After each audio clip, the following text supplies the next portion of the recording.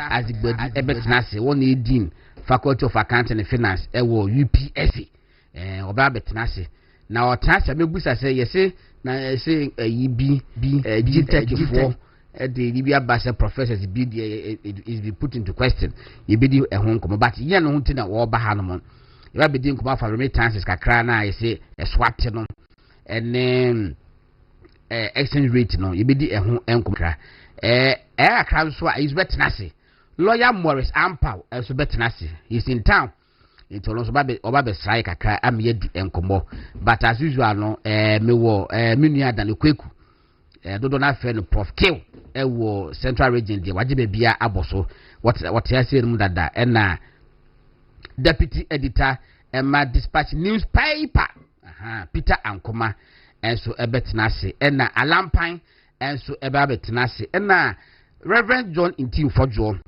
member of parliament for Asen South member of parliament for Asen South our central region MPP central region pa and the MPs that we say prof K we say 4 as 3 members MPs na wo central region we about me 3 so we 3 3 is about me wow yeah now we so Intim Fojo so no declare upper dimsa Rudolph yes on also declare nti ba kopena who is the third why na third after market yeah after market say wo ye o mfifini that be o leader to the on camp that o ye that be after market o mfifini but o ye 50-50 o ye mfifini but tilted but ye find so ye mfifini or your own stable infinity and also infinity but tilted. It's your funny sir. Wow, Charlie. To say said the year 2025 MPP members of parliament, your more central region, a year trade year. Charlie, I think said former President George Kunkofo and Anekufuado. And so Motinasi. And the current leadership. And so Motinasi she say Adentina. You can change a central region. Yes. And that's my central region. Me, the ABC no, and I'm going to the stand say, and they share MPP and ma, and I'm at the idea be by a share MPP ma, or more any ding, or more a war influence. Our central region means them be. Apart from, if I say, maybe how comes in? How comes in the also no, a central region there, but a typical central region.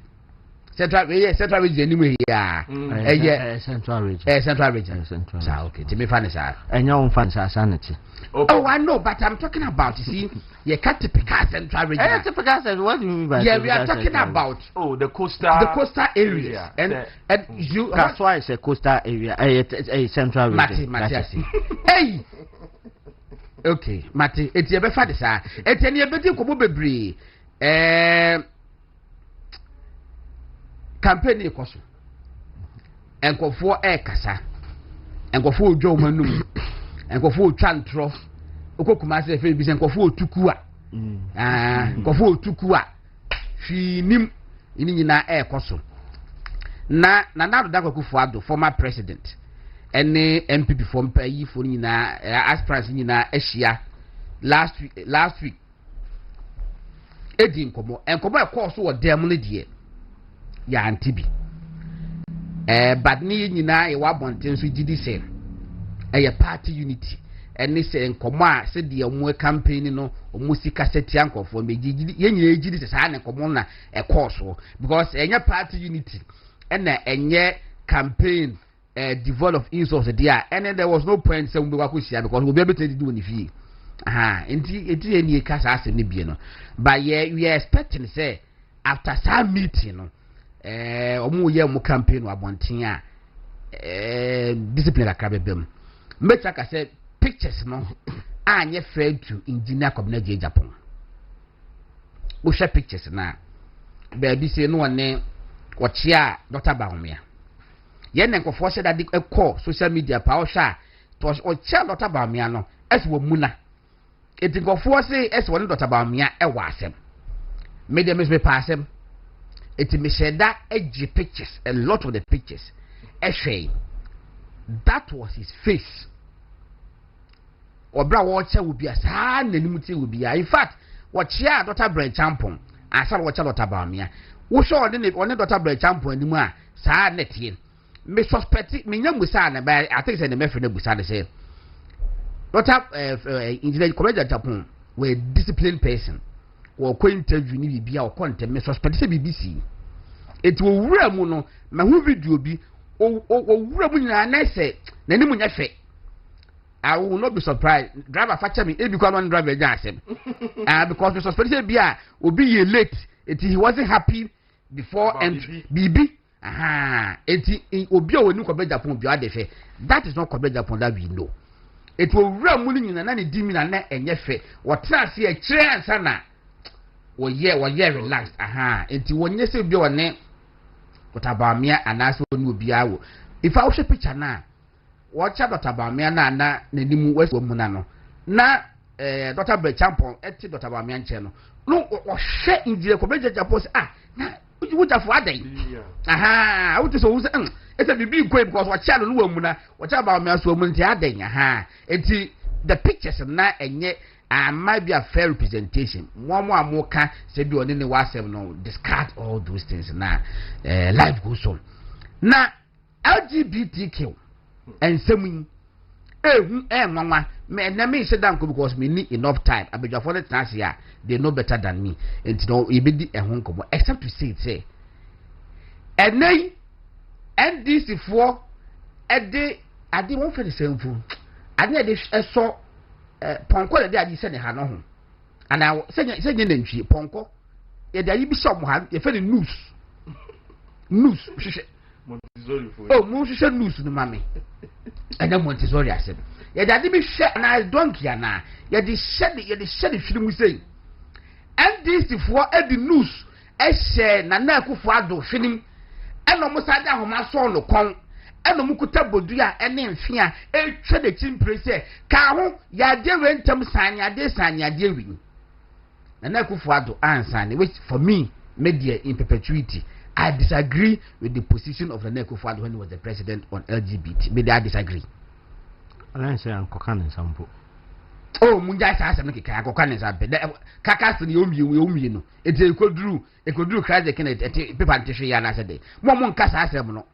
A cooking a cannon son will issue state when we say, what Romu war, or Casomo war, a brief pediatric in their absence. And that will be there, they later no, almost transmitted in the by. Now, walk on when you move from Jubilee House and go to Pediatric, does it mean that the Jubilee House is no longer the office of the president?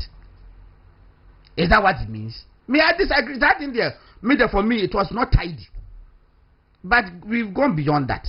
And then, John Mahama Kosia, I saw for one news to the Mamma meaning. No, me who say NOOSE. Or say a loop at the end of a rope where the knot tightens under load and can be loosened without being untied. Okay. While it can be used for securing a rope to a post or animal like donkey, the term is most famously associated with the hangman's knot, a type of noose used for hanging a person. It really hanging. I say Nyansapo no. Anya Nyansapo. What you no. What you na na tighten. What strikers be you with na na tighten. And this is for the news. News. Nyansapo. I don't what you say. What's a be mon? Nyansapo. I don't what they say na Kufuado. What you na na training na training night na send the come. And na bedroom was on so. John Mahama Kosia asofo. E twantro kira asofo. Well, I don't know say ya o twantro dia. But what kind of cry? At least what kind of cry say? I didn't spy. Indeed, I think it's a legal unit here. Not I spy. And what I said, what more beside the Adinaba Parliament? Or more than about Parliament. Ama yes, I sign the idea. Yeah, also my the Abba Parliament. But I buy the Abba Parliament. David. When did it was Chantro? Yes. Because I didn't call Parliament and you know, and you're still private members' bill. any government. And now Ayariga is arguing, say, I'm not a member of cabinet. I got a member. Maybe see. President Mahama Kachira suffering in our say, Obama are buying and the Diaba Parliament. A purpose are buying about Parliament. The second one is say, what did they say? I was afraid they call schools. Now a part of the curriculum. Now encouraging. Me obi the book be sending. Me show my send me this uncle mono. After I don't call Parliament, not under government hand, but still under private members, which means President Mahama a trantrocha sofono. Ekoya Mahama Yariga majority leader. We are lawyer penimu. Etikache Ghana for the members of Parliament na say adiano o ma ye hu adwuma of Parliament awie etehu hia say ebeba back to Parliament. Ene Mahama Yariga for document no ekoma president na won sa nyame adoma adwada ana mebwa Fakomano transmit it to him na won sa nyame adoma adwada na nyina ye ntimi enfiri hom ye bedi sa nkomo no oba panyin na Akrodo Adjuma Rollins former first lady for 19 years we free na me eyi ba ko a ofiri yawada no ho yes yawada no asem ba ko a lesson ba ko a me 2 lessons.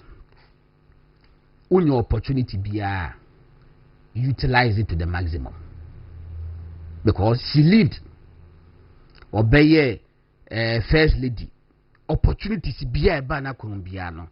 I think say we utilizing can be for liberation of women, the girl child education is an man Ghana wouldn't think I said no one can. As for the negatives, no. Me the main can say, but never be presuming history, any a well documented history, no, ever hollow. Second lesson is if you say a China wodia. Ono in her case, there be a cat as a China wodia, but to be honest, that close to home. But in her case, dear, a so classic. Ukiada no, what kwa uvusum. Ukiada no.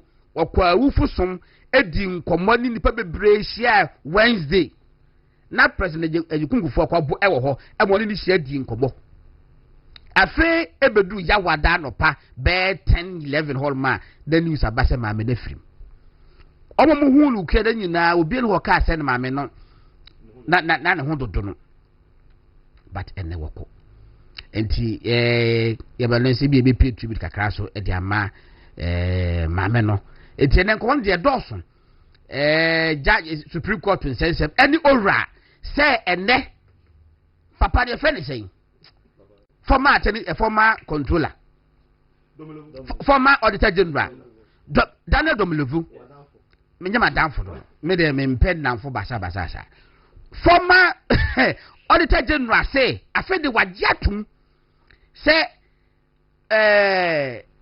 ora no $21 billion na okuje to eka na ya bodam sem no mu boki wo say omo anye investigation bia o de hia sa wo de aba wo ba say pe he dan ekweku wo kwa central region sa say University of Cape Coast sa say no wa fa half na ye value half na e was street value e 14 million Ghana cedis and na wakwa wie bi so Water Technical University e won say 11 million 14 plus 11 23 million ye buy ye begis kano etiti say Ghana for ye 23 million bi than ekweku e kwakoje almost paper way mama red pen ni atro Ghana for ye kwaje 23 million abodam sem Bank Square.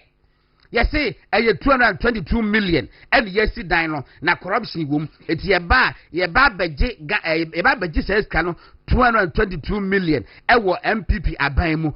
Munchon 222 million plus 23 million. Getting to 250 million Ghana cedis. Munchon to abodam sem. Nenko fwa jedi. Ene papa na was say after they say garbage.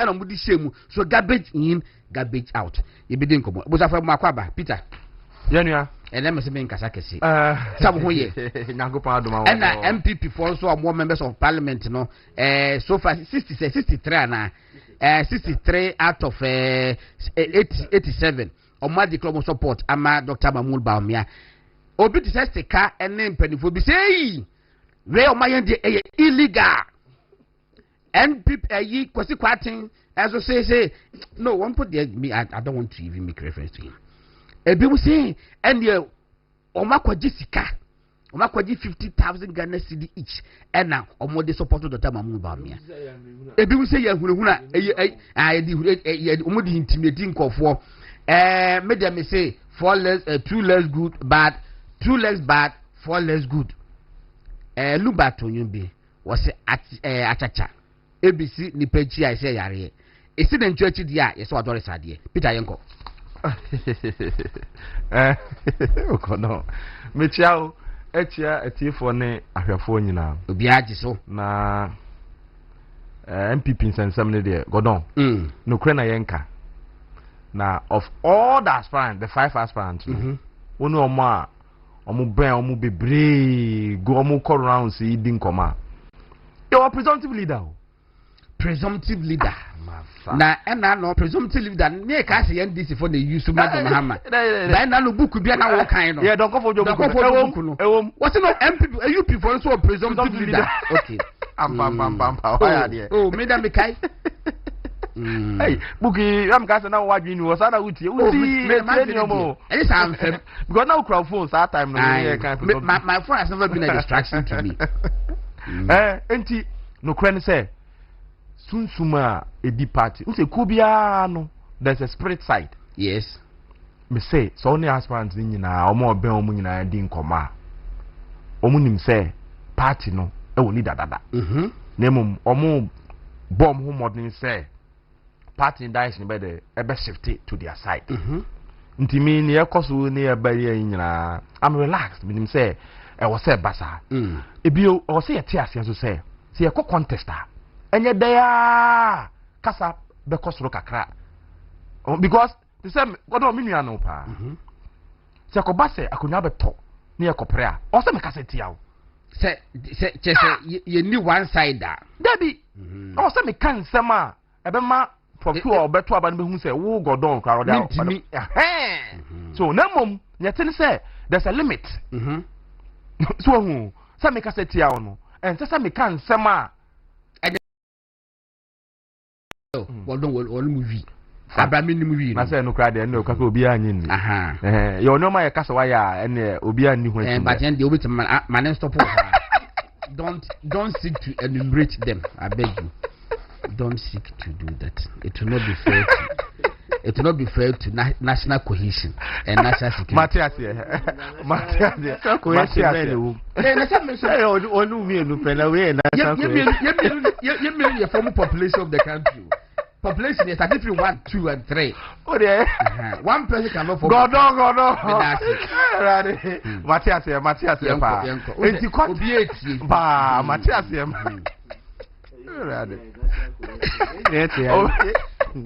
ya senya feo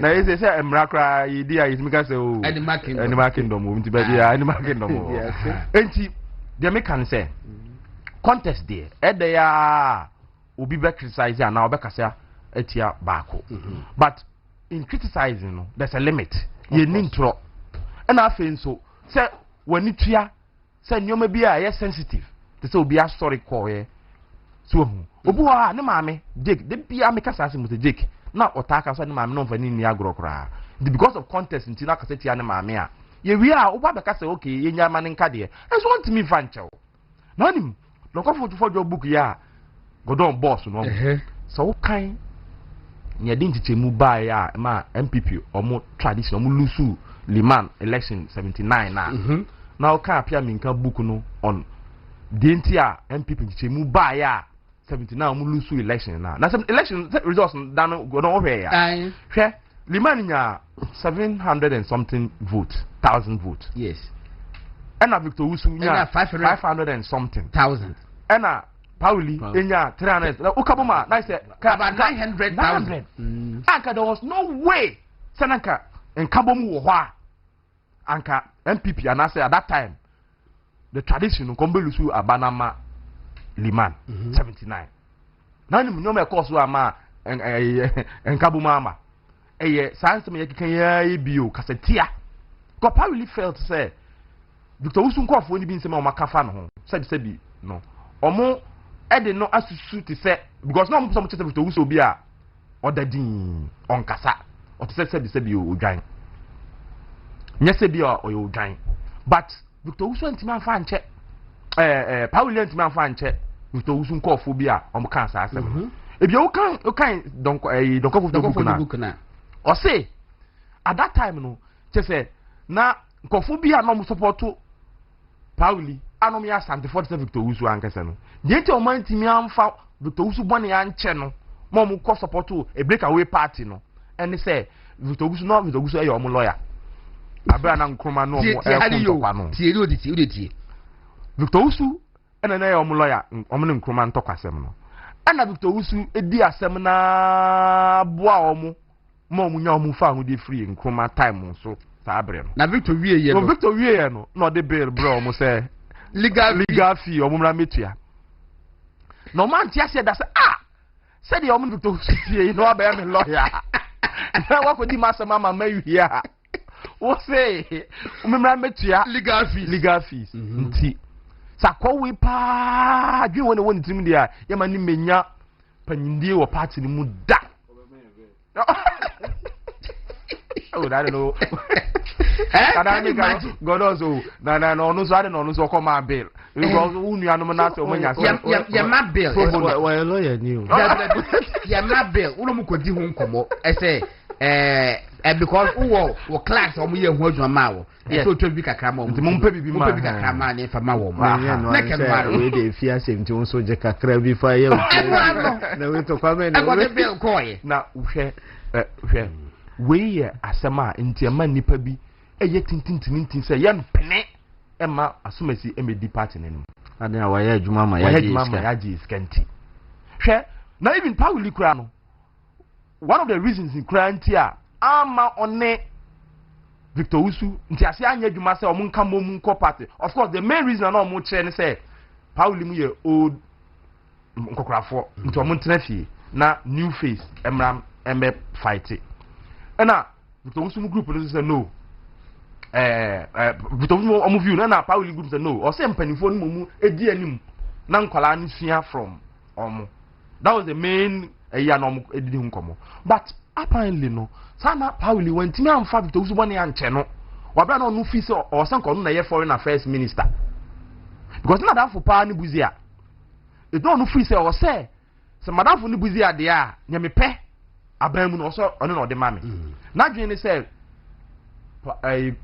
buzia am fa foreign affairs minister na ama no no de come Victor Usu na for come Victor Usu no Victor Usu be create impression be say ono kwa foreign affairs no mpesa anya hweye related to current.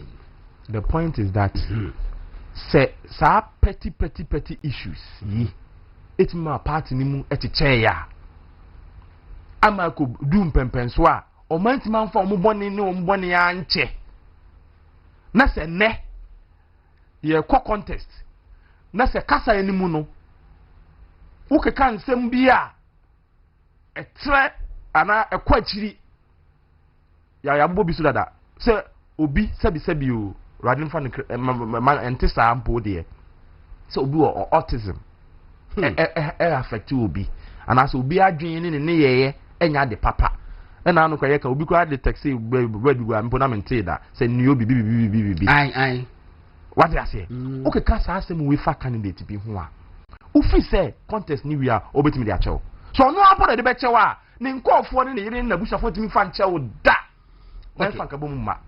me pese enkofo nti the correlation between and linkages between the now with them or can say trivia issue ka sema nke ehun enye kese ti say lawyer ye adwuma ma party na wode ne bill abase mu ntuama no na ya no nti no party fo ntimi ka say scanner asumasi scanner woje ye kura mpo no nti no e sadia ye ntimi no nya adwuma biem daache e ma mai ye president yes how much more say wudi obi atem fantastic how much more say wudi obi ratem how much more say wu twa to no so abra enya no kure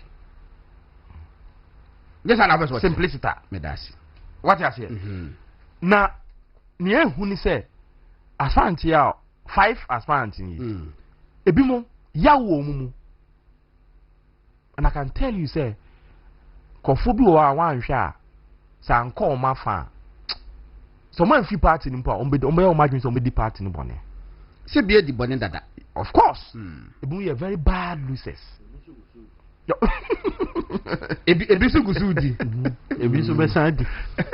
Ebi edi dada. Ebi gusudi. Ebi besadi. E just am for the past, present and the future. Yes. That is why I'm saying now we say partner I should directive be say endorsement especially party for no omunyai because transparent in the bar party for mo na also mo do omo dey echo rounds and doing formation of electoral committee electoral commission about conduct elections no but mo ba omo hia party mpanifo omo constituency ho no omo input and omo support omo be supervise the elections no. So a coming kundia and can the elected officer to say constituency chairman regional chairman no, they should stay away from the endorsement. Peter Bato Jason mame kwa humano so na mene minia Mark Okrakumanti was a former deputy minister of tourism and will be asking me say ba entertainment mu o mamudia ene wo ye bonso kena kasa minia ma china etise na lopen ayenia godon yakopon adom ya sorry ayensu ano moka odwura no ho ayensu ano enka odwura ho but ayensu ano enye akuapem ayensu ano ye atem asase so na efu ye na adwuma ye na de akuapem fono san popol ekotena ho iti ayensu ano I say annex of akuapem at ehonye akuapem ana odwura no kra no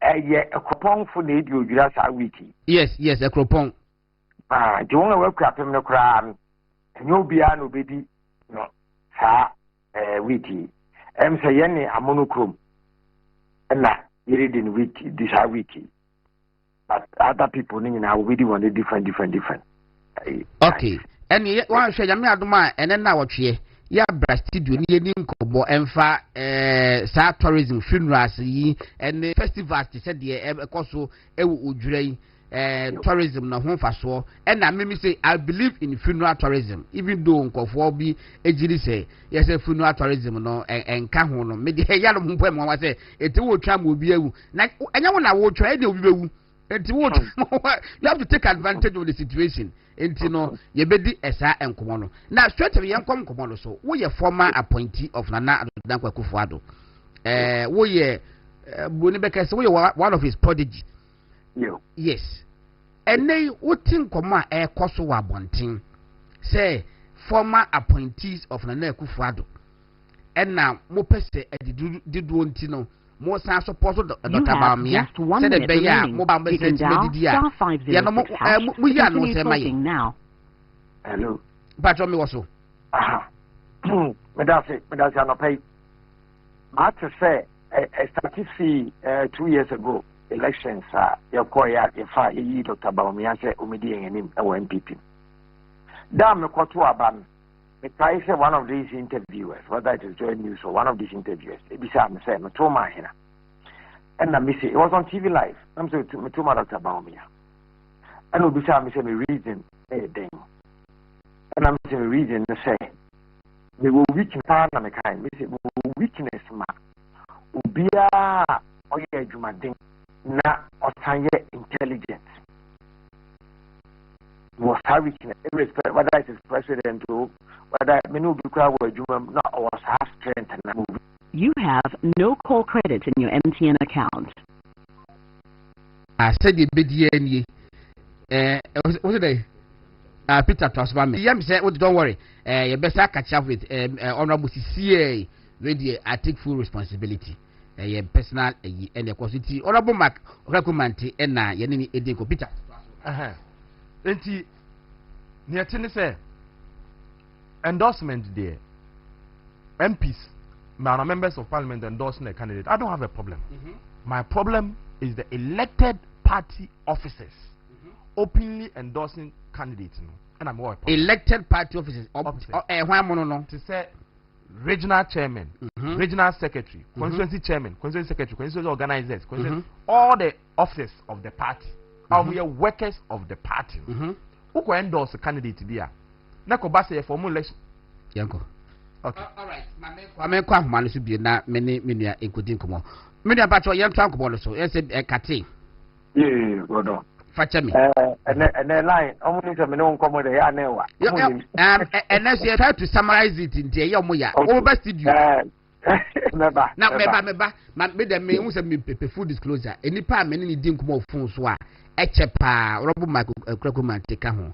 And me am Bɛkyerɛ on the average 45 minutes of phones on the average on the phone. That's the least you can have. Yanko. Yeah. I enjoy Gordon's conversation. It's true. If you Gordon, me tell myself so. It interview I mean I'm saying weakness phobia or your intelligence or hard working. Yeah, it was characteristics no. That two mean home. And better but 4 months about me. And then tell me time I said, many sure we've been whipped in line. Now whipped in line by who? That was establishment. At the establishment. The establishment and then President Kufuor. So yeah, say protege. Be any say uba meme. We there's a belief so map myself will be any. Godom meda Usman Sase e be be fie kure Godom munya na ya meko me ya we yo munya pano me papa no fie nyina nya se office no fie nyina onyi me mai ndi me da na se da bia me da na se na me ka cho se Usman mi ni tanko mo bi da wejedi really before only bedding Komobia, Vomitam who you vote for. Just last month, the corner. Old man, the medium Komobia, yet they can't maybe old Yamabi. But only me and kind election was shame. Meanwhile, maybe that kind election, many could do Komo. Out of respect. You. And now, I'll can't advise for the mammy. Me kwa am fa me be fi wa TV me ha sa ade na mfa ena wa ma me advice for the mama bia ye pe fi kwa yi o se bi sa me ko biem da achi bia am se no be ka no o se okay me ma na me kaka ye nyina ye nsusu o tunim di sa ko we nyina o mo so da presidential assembly ha so da it is our whip in line here for no whip in line na mo kana ye no. Because me in particular, Ulman has all the power to feed me in line easily. Ulman got a fatwa at the coho. I'm telling you. The question is, Obiti said, even though Nekufuado were more than 4,000 appointees, Obiti said, I will put the upper panel direct. We are very, very close to him. Yeah, one Obeke be over to me. I know. One point this hand commanded that. Even when he was the president and he was his appointee? Yes. That. I mean, last month, I went to him. Even before last month, 2 weeks before the make call away, they called for that KD a year, consider a year, and then you know, or more so that something they call Luma 1 week. They got a few hours. You may, honorable fatigue, and no, you're also. But why, you know, or more so that you could buy me could cry and say, may cool, man, the crowd, no kind of come on, because come be and on the car, and my office. Well, more so that it doesn't even come up. Now again, but say, yet you also said this thing is a facade. Now when you swear, it is beginning. People are beginning to think that Dr. Bamia we need back on. It's because they were here in line appointees. They say MPs now this week here. One could you win him? One a happy woman to in line. MPs now could you win him? Na yenya yehu chiefso. They say you need power. MPs also about 70%, 80% now. Yeah, press conference you. I 72%. So we entertainment. Me match mask akada. We are 72%. My calculation. 72%. No. And why not happy or money line? There's a coup out on the time for money line. Because president, my comedy actual. And I'm sure, say, in Kofa, we, I'm telling you, say, the president Kufa to catch up and say, Mom found commerce messy. And likely some of the alcohol because I'm going for that. No. But just saying to you, we number, me sure say, ye, minimum beer. Me, 100 for the end of about me. Me didn't come out and men fret. I say, Missy Man, what is obey me, MPP. The friend MP catch him say, obey General Huna, Ghana, or buy the Cassa. Think of a question, ya. On my cheese and woman, Ojim. What could you just say? Not better. What did yeah, what is it if I come a friend, a man on a non pay? What could you have that about me? Yes, son of Mamma, excuse the brave Ghana, no bad, and then who do you come on a bull back with the answer? If you didn't speak, you know, just hey, it will be a cobra.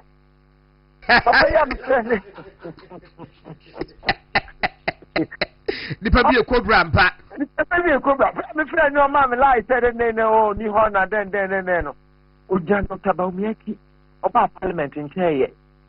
It was not the previous government, no crime, no, and said, I active like I to be having in line. It is all I'm trying to say, in the say, that your game, Memusan Coffee, oh, no matter, oh, President Kufa, oh, establishment, now, reform in line. But don't so him say, me cry, no be any, me kakra say, you opinionated kakra, be assertive kakra. But we are very, very opinionated person. You have to be assertive, be principled, and defend your position. That's what I would say. I don't say. If you make a onipa or friend or catch them say, Enquaha, Macan radio to say, me say, a President Kufado. Or yeah. If you who again, and I'll feel say, Sam Branty. I will name my by who TV so me am paying for them a year who TV so the house and say, oh my could you now some on day come. In a pan, a baby on a bob bread be something for you. But you from line just like that all this. It's yes, and that yet the basic the opposite can say, and your truths and your no crest say, will be as there's an establishment somewhere, yeah, or more put everybody into line. Obia a government former appointee go pa obia adwen any decision and what take say obe support to A and I say B. It is a we former government appointee also supposed to Dr. Bamia and you be there for so obia ehunu now. Yes sir. Ready. Godon. Now sir Godon, at these are stages in life. To beat me then not fair. Good, you do this, do that. Then the president could find the appointment of Koyen. Once letting you, not just we are not people cry as a cabinet for cattle. Because if we are just like that, say, we are minister, we are CEO, then we prefer from say school form of hey, do this, hey, you do that. And how do you qualify to lead the country? It's a brony friend, men of straw. Men of straw. Men of straw, yes. Where is the legal term? Men of straw. Yeah, it's what you're the best here. Yamia, and then now what you your baby Nasi. Na ye din ko busa for Marco Kragumante na wa ma medin entertainment hon komo ye better say din komo pa entertainment mo nyame adwa next week ye be share asia but still on politics Mark ene dasi that's what that godo busa for Marco Kragumante former deputy minister of tourism na ye ni edi enkomo no ye dasi Peter ye na so wo sin se wiem oh yeah me dey be season but to say the Eken Mark Eken yes into office pa say endorsement here course MPC enra university I say adentina omutro omudi o man sign na che say binum wo mu a ono o ma frɛ na kire ni so ni so omuni pa din he couldn't but the point is that wo udi obi achi anya nko a na ye former appointee na say wo ye MP a udi obi achi kwaku kwatin Obuasi West so di okam ho a odi omochi yes but ono obi aforce nso ngodi keneti e be e force no But the card did the majority for so. Oh, how? Yeah, I believe. So why do you believe that? Says the card did. It is majority for so for sale. No, Nina propaganda. I got propaganda. The one then the majority. No. The card no. Oh, what's that? Oh, many private in Obi ebe endorse wa. Last week. And Mamma Yammy cancer.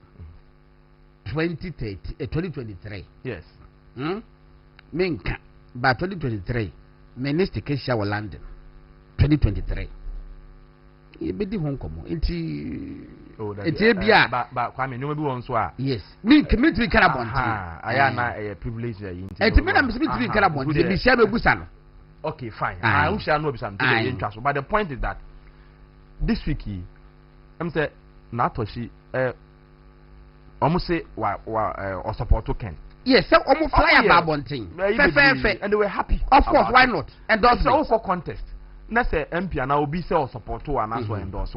It's good. Oh, now I will be in Ghana, or my friend is saying, and you believe the Nippon also are frail. But unte Sekobase, you will be me on corner do baby when I say, yeah, Utimeka Bibi. So they have got said, when I make a baby, so supporters will feel say, hey, 24 in I call one side do, and but even if NPP mono, what do you mean, Casse? It be a prof kill, our hanty, Chinchinanchi, or say, will be a one. Yes, what mean I the home come into Mamma D. Way and answer on Conquer D. Way. A bill. Nana be meeting a year. But a bit here, pa say, Nkomobi, you may be a better cost with Chirino, on by enforced discipline. Go party no. Oh, I didn't say, anything. No, anything. See, because they are my enforced discipline. A man attempt the DNA, you may be a cost to Niman Francophobia to order. Because people are not appreciating the party they do Pempen. So, Pofkill, I can tell you, say, party baby, I do know him.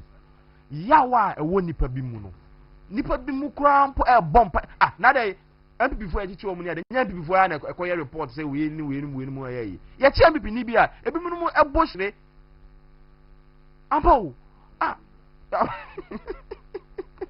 nipa e kobra ho enti party ni nyina yesa me pa so ma me kwa homa le so menya menua Collins Adumako Mensa emina Collins me mo ache mo akwa ba le tisen. What don't pass out? Me hoye pa nyamya do me hoye. Me momo number no wo.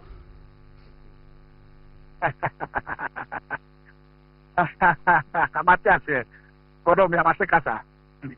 Okay, Matias, na dia no ye wa any outstanding, but manya te say 50,000 bi so abedi wo ho. Eti da wodi we ne ba for the bedi before lo pay ya. Fe no so kan ho maye. At least enya 10% bia as adjunct yeah we free Cape Coast the buy yes much 50,000 and I'm also boss Dr. Baumia. It is a young man. Well, go on, Maminchao, what chief one was first of all, let me put it on record and very categorical. Obiang for 50,000 year will be a home just to endorse Dr. Mahmoud Baumia. Me, for instance, my love for Dr. Baumiano, it spans more than 4 or 5 years. And Kenya I said make up with this to endorse him. Even before press conference no, on my social media handles, on my radio interviews, on my TV interviews no, I've openly declared my support for Dr. Mahmoud Baumia. Indeed, the delegate, the constituency, Dr. Mahmoud Baumia. I don't need to be motivated to support Dr. Mahmoud Baumia. I don't need to be motivated by money to support Dr. Mahmoud Baumia. In fact, my support for Baumia is premised on Enyoma Bibri and the source also said, obviously this uncommon. But let me put it on record. Say me Namu Collins Adumako Mensa me call this Kebia to endorse Dr. Mahmoud Baumia. Now sometimes 87 members of parliament. Other members of parliament have supported other candidates. I don't know why say other members of parliament can support other candidates. Yen Kasa Makodiska. And this will be declared Dr. Mahmoud Baumia. In fact, during the last primaries, this same issue came up. Say we have been coerced, we are pushing. one ko ya be do post a few some committee ya best fa something aba but as I said, no, maybe my support and love for Dr. Mahmoud Bawumia, it's nothing financial. I see, say, our best bet for the 2028 elections. And to your, what makes you your best bet? Me, as a person, me sure you might be brave before I take a decision on who to support. Number one, Dr. Mahmoud Bawumia, as we speak now, it is quite clear that he is the most marketed candidate amongst all of them. That's clear. I know it's not debatable. Why? Because since 2000, he's been with Nana Dankwa Kutuwa since 2007.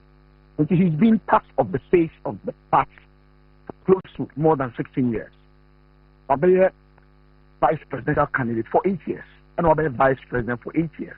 And was I a presidential candidate? Over the constituency here, all the billboards on the constituency here still has Dr. Mahmoud Bawumia's picture on it. In fact, over constituency, a T-shirt will be actually Dr. Mahmoud Bawumia picture in the bosso. I don't foresee, so just 2 years to a major election like 2028 election, the local stand that face, nearby marketing a new person. Make sure that the timing is right for that experiment. That's number one. Number two, he's a good man, and I've said this several times. The captain for say, my experience with him, tells me that he's a good man, he's a good person, or good heart. There's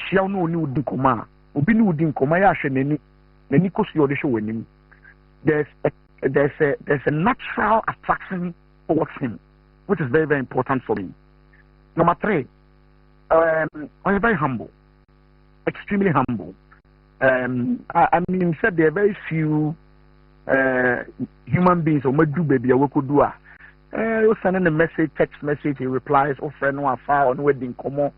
And one thing that strikes me about him, some radios no me didn't come on, and some debates, and now some TV so now debate, even on the floor of Parliament. The Casa Repe, no screenshot the interview, and I said, be a Casa American, no send your mammy. No, I encourage you, Mr. Collins. I like this point. I think you should continue on that route. For me, his level of humility is unmatched. I can say he stands tall, really, really tall, amongst all the candidates. Now, last we should delegate the Kassandi, in the constituency. It depends over 60,000 approximately. It is Soriano Power. I am thinking about how to make the lives of 60,000 people better. That's my job. 60,000. I'm talking 60,000. Now, I remember one time, whilst as a deputy minister, Ira Machupoku Prempe, a cabinet meetings, near your cabinet, and or the court. Now, the president, not in common air course from agric, national security, we can give finance, health, education. Obia Kasari, president must take a decision within a split second on the basis of in some of what CFC all the sectors. Meaning, the presidency is not a joke. The presidency is a serious business. Me say the past 60,000 so. Me sorry no pa. Me gina the past 60,000 so. A president must be thinking of 36 million people. And it is not an experimental job. It's a job for very, very experienced hands. Otherwise, one say, yeah, good emotions, any friendship, any companionship, take the decision now. One say, yeah, the help. If I say the decision that president will take, or make, will affect 36 million people. So you need somebody within a split of a second can understand agric, can understand health, can understand sports, can understand defense, can understand intelligence, can understand local government within a split second to take a decision. That is not a joke. And that is why this major election, Madam for a Parliament, no, it's about Ubia who foresees a bigger picture and can take a decision for the entire 36 million people. That for me is some of the reasons why I feel said Dr. Mahmoud Bawumia having sat in cabinet for 8 years, having assisted Nanado for 8 years, having tasted governance at the highest level for 8 years, among the 5, I think it should be easy for us to take a decision among the 5. And I think he stands quite for very, very core amongst all the 5 people.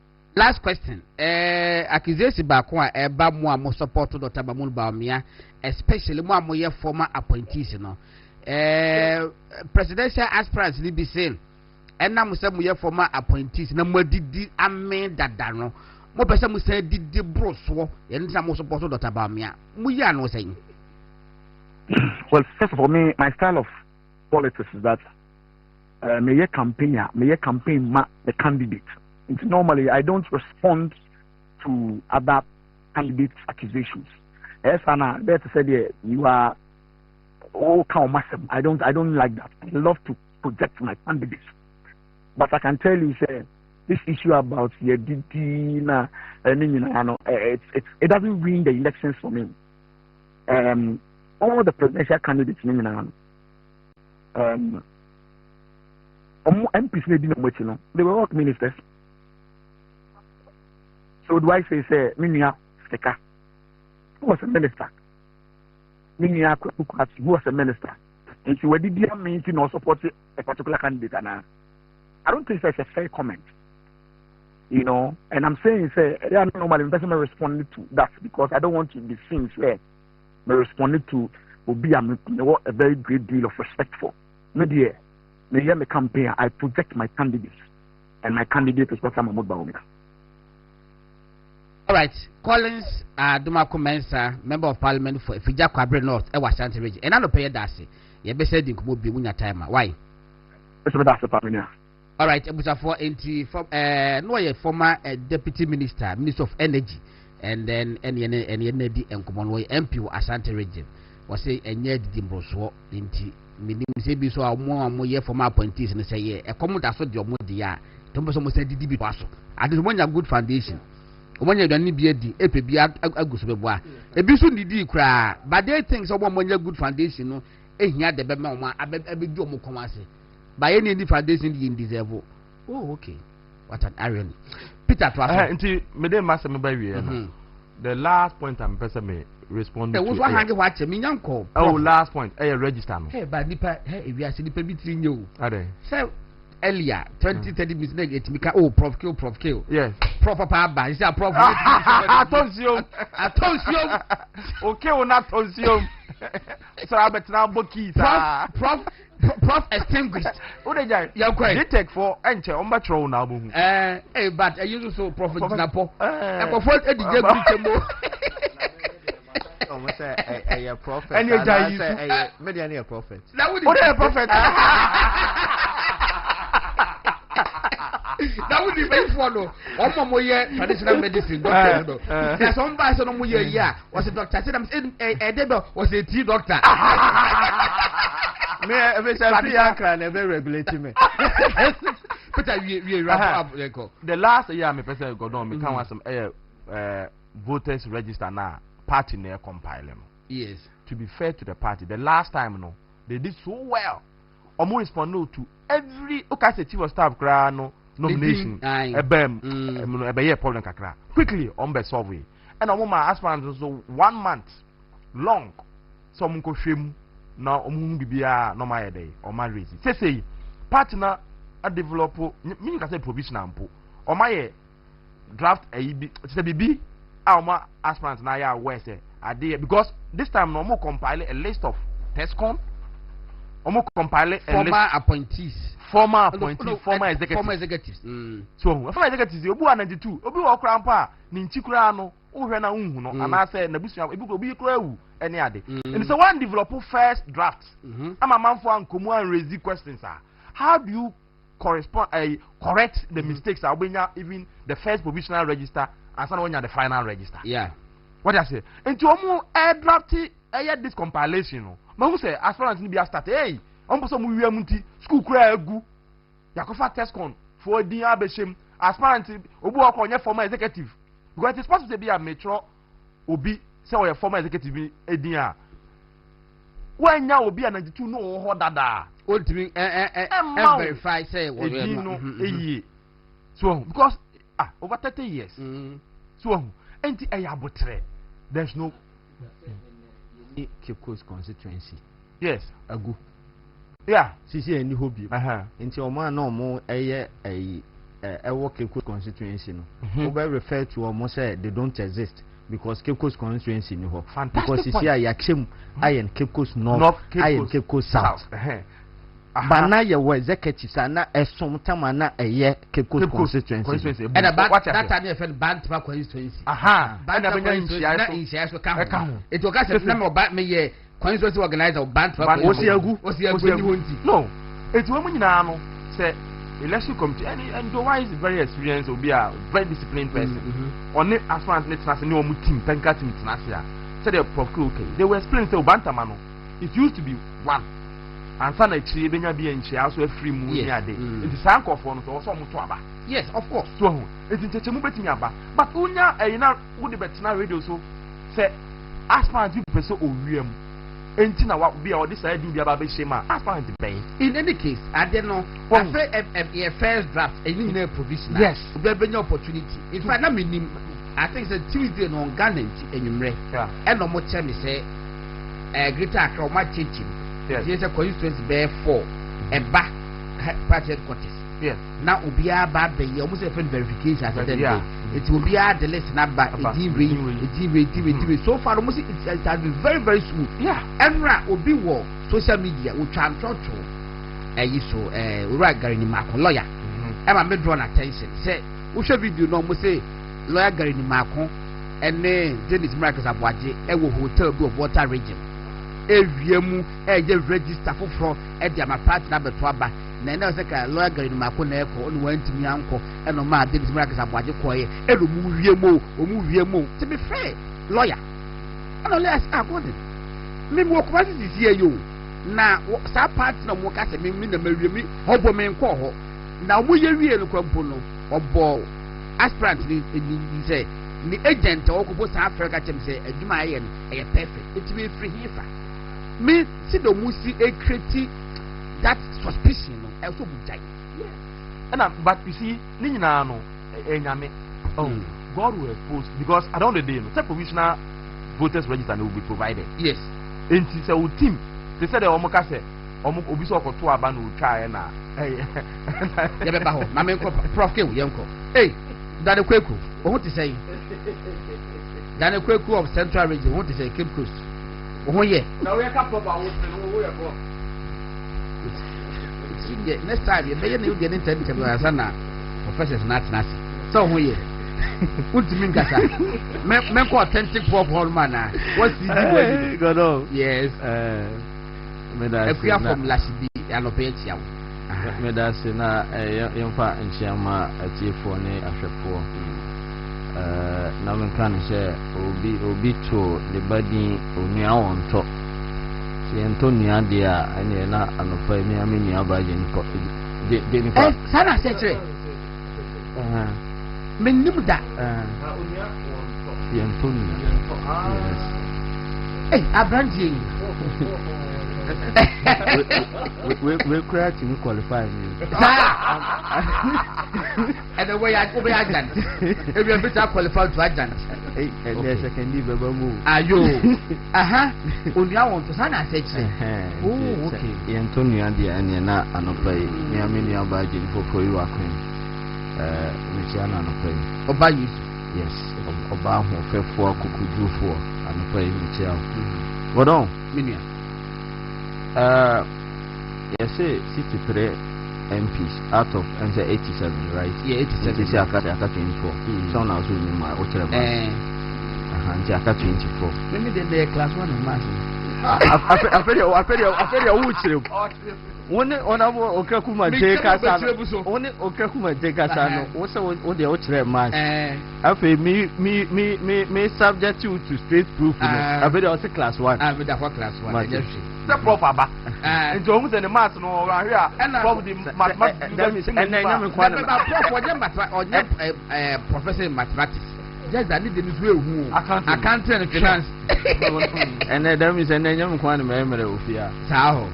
Hold on. Yes, this is the 3 MPs are endorse Dr. Baumia.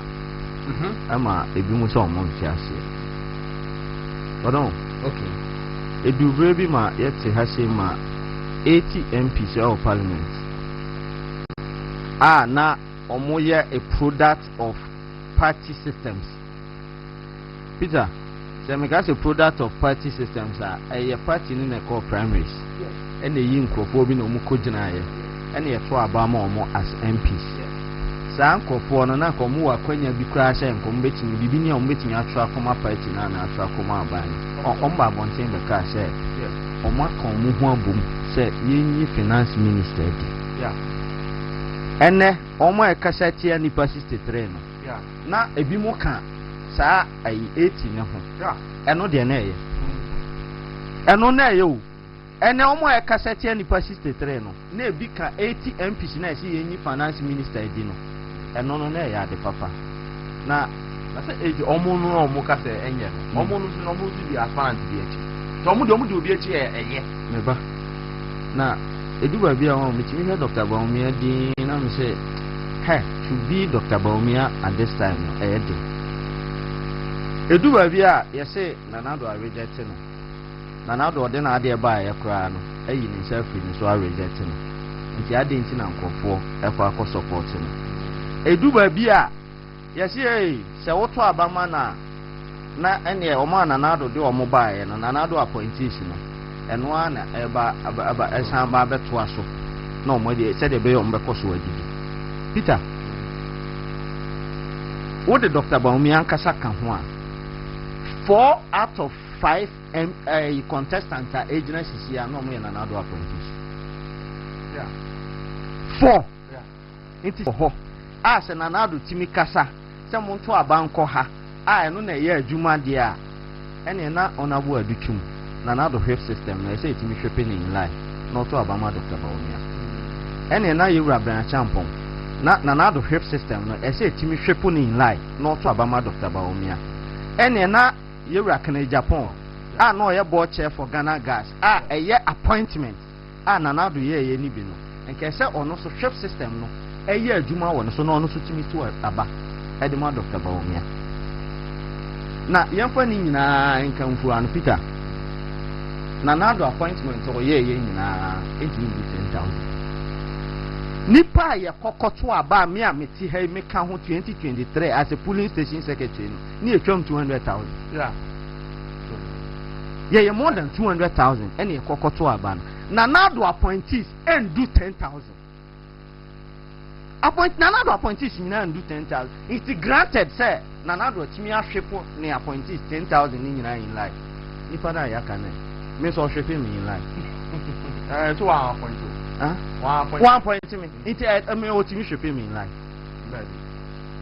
Uyi sa percentage na omo muni mathematics obi apa on hwe electoral college ya ekokoto aba na onyi Nanado appointees no number ni nyina anka se ni nyina ato aba ma oye hwefo omo to aba ma Dr. Baumia ya ya kan me nipa na me nene nam me di nachi sade honorable kakumante kan no me se ebesin ne me hu panyimu bi a me si minim na wotin atwefo afra me se koto aba ma Dr. Baumia obi enu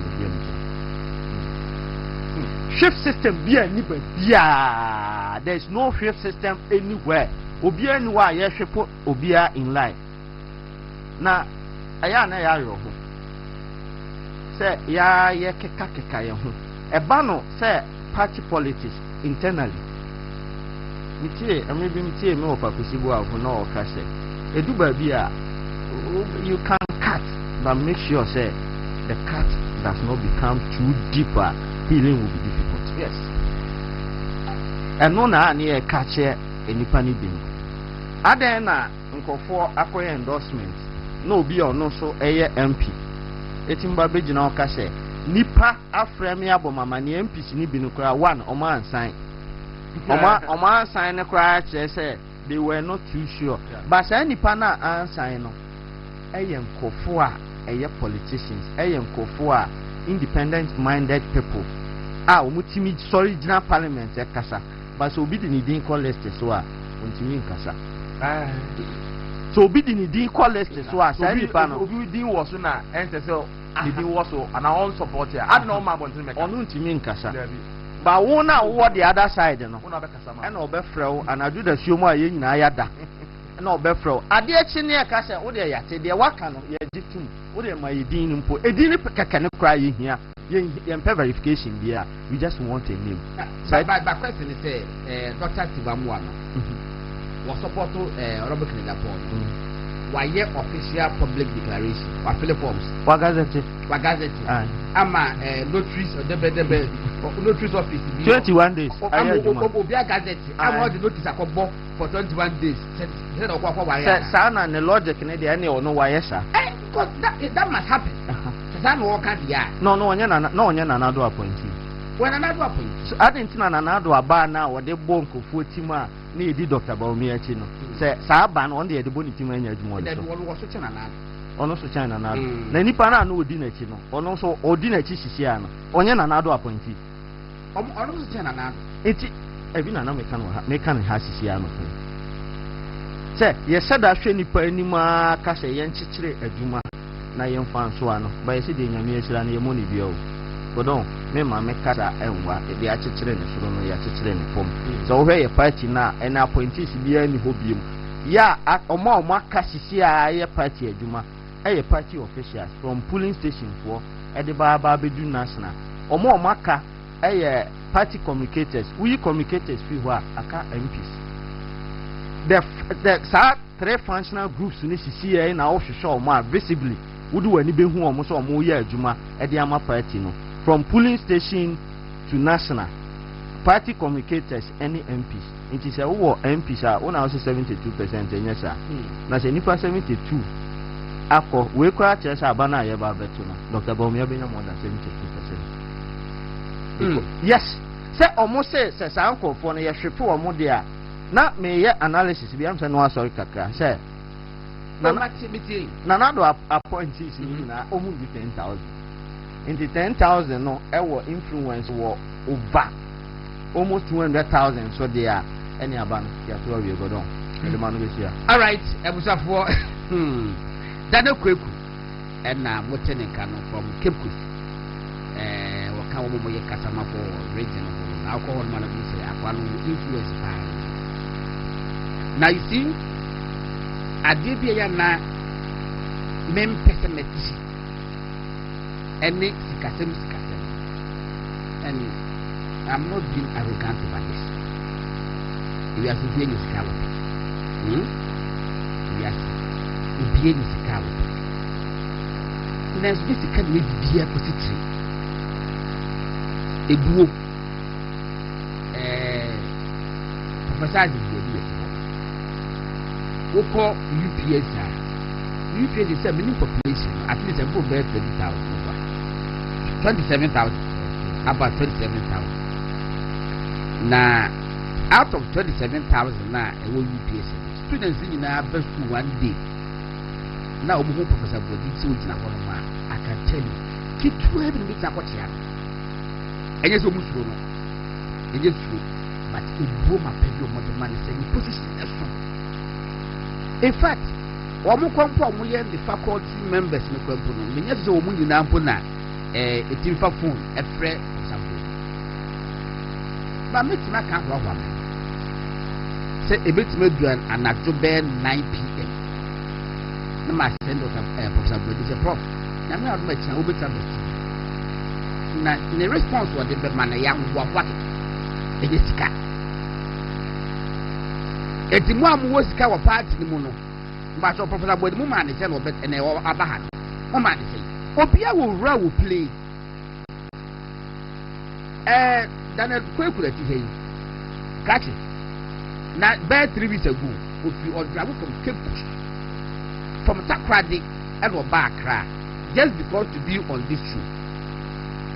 Walk on accidental Kunyano or drive. Now, one woman.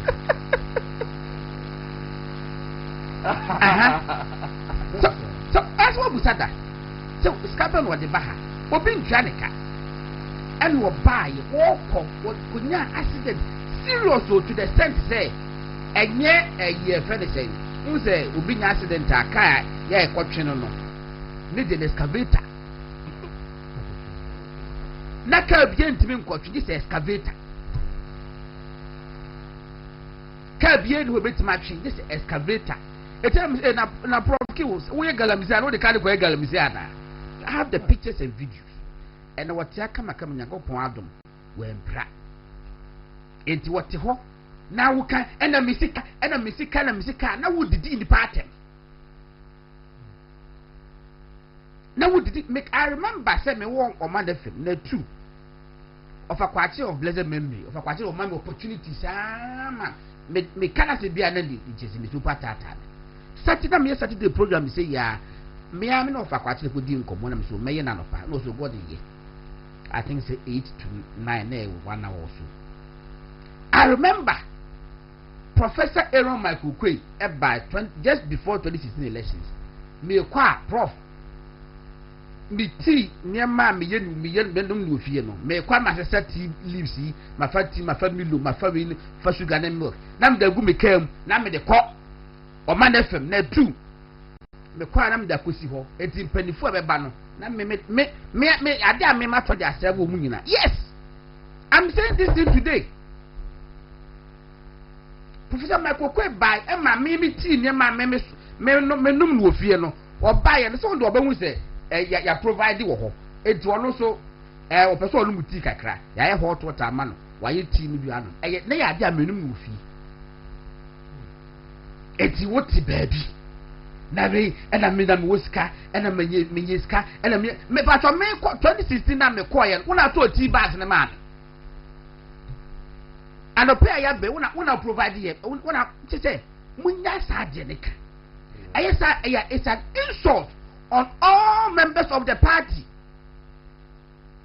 Me mami anti bi o yan pipi ni edam ni di conversation na nko aso de prof can you imagine say na say makokumasi uhu mache yet living room yedi nkuma wo ho ato kakra yedi nkuma na wodi mika no run the bedroom no asa kwakwa ba na anati bi na wo ye bedroom wo bi say was me hwa atim kwa atenkwa mi kwali ba ko wo kumasi ewu ntimi radio di bi si eche no it afa na atenkwa first time as wa ba TV so do it mami je say woni media mane no wontimi nimi ntasi na mane wo hwa atenkwa MPP ni wo kan MPP asem am sina ade na wo koye na wutimi join wutimi ye politics ko mbapa na the politics na ano onya din say wo ka che mi say Professor Dubuahi the book could be on the history of Ghana. The secondary school, the secondary school, or throw as a politics of Ghana was a denti prof book, and now we share what the past history. If you say, and the papa they were bang, and a chair who say, papa now warrior politics, when people know, and now she fell in love with MPP. Asika. The motivation, no, and no billions. So stop making those arguments. Munyai. Professor Asare-Bediako bacho emwachi emwakwaba bibia boko godo meje oso se ye ko overboard na de o de ho ache yin so mfasho no aya mon ka bi mamu wai so ala po so fejo kakra but to da bia se o wura ha kwan a oni Peter de mfasho no aso mo bule kakra but do you know the implication of what we just did? What you just did is say you want to say prof your name is David. Who say offering into me so on can't tell say I am boko boko. Bejo boko boko. Now what is a boko boko? Say wait. Ne koko boje nyrema. Abusa for the Professor Asare-Bediako was lecture papa we professor Asare-Bediako mu say dwumadi omo ka ho na abuild ababedu be edu na feedback na modeba no so no we are so humbled by feedback na modeba prof na na mate saying kodo nyamena dum ebi aboko yete nyamia e chia so na me chia menya no sameto na alaji tiaba alaji omo kwa yi entafa na oba oh okay o represent yi na unim say me no ka say waye video call alaji video call so person who be cry wo but alaji wa make I don't doubt you wo tu kwan na wo yeka say he fa na wo na ye video kwan na wo start just say doubt no but we dey I don't doubt you Mr. Be yourself, feel free. Na enti alaji ye panyin ba ko obi menu. One way essentially is it the publisher? The publisher. Aha. And never pay free. And ra kwa about me efe ye na se ko sele ni munyam. Enti na alaji ko esuku jano. Enti ho no wo. The prof. You go on. Let me say me ye dey no ato ho no. Na me say me so na wan fa material bi a fa meji bi akwa. Na me jiwe nyuma sakare. Oh bebre. I will be. Na enkomo kitchen na ya se bedi ho ebeka kakra na me wia me deja me ma me nwa no ma to aso but before ebeko ho no menim say wo de wo field na ye accounting and finance but won so to aba ye musa question kitwe bi say political endorsement say ye koto aba na party mpanimfo ewo mu no ebi eka say ye gidi se we na party will lead a beboa we see this when will lead a beboa which is a party penny for some be 100 me look afa and so be kwa afa now the be 70 some so supporting the back one ya ni susan so e wo ni panel so let say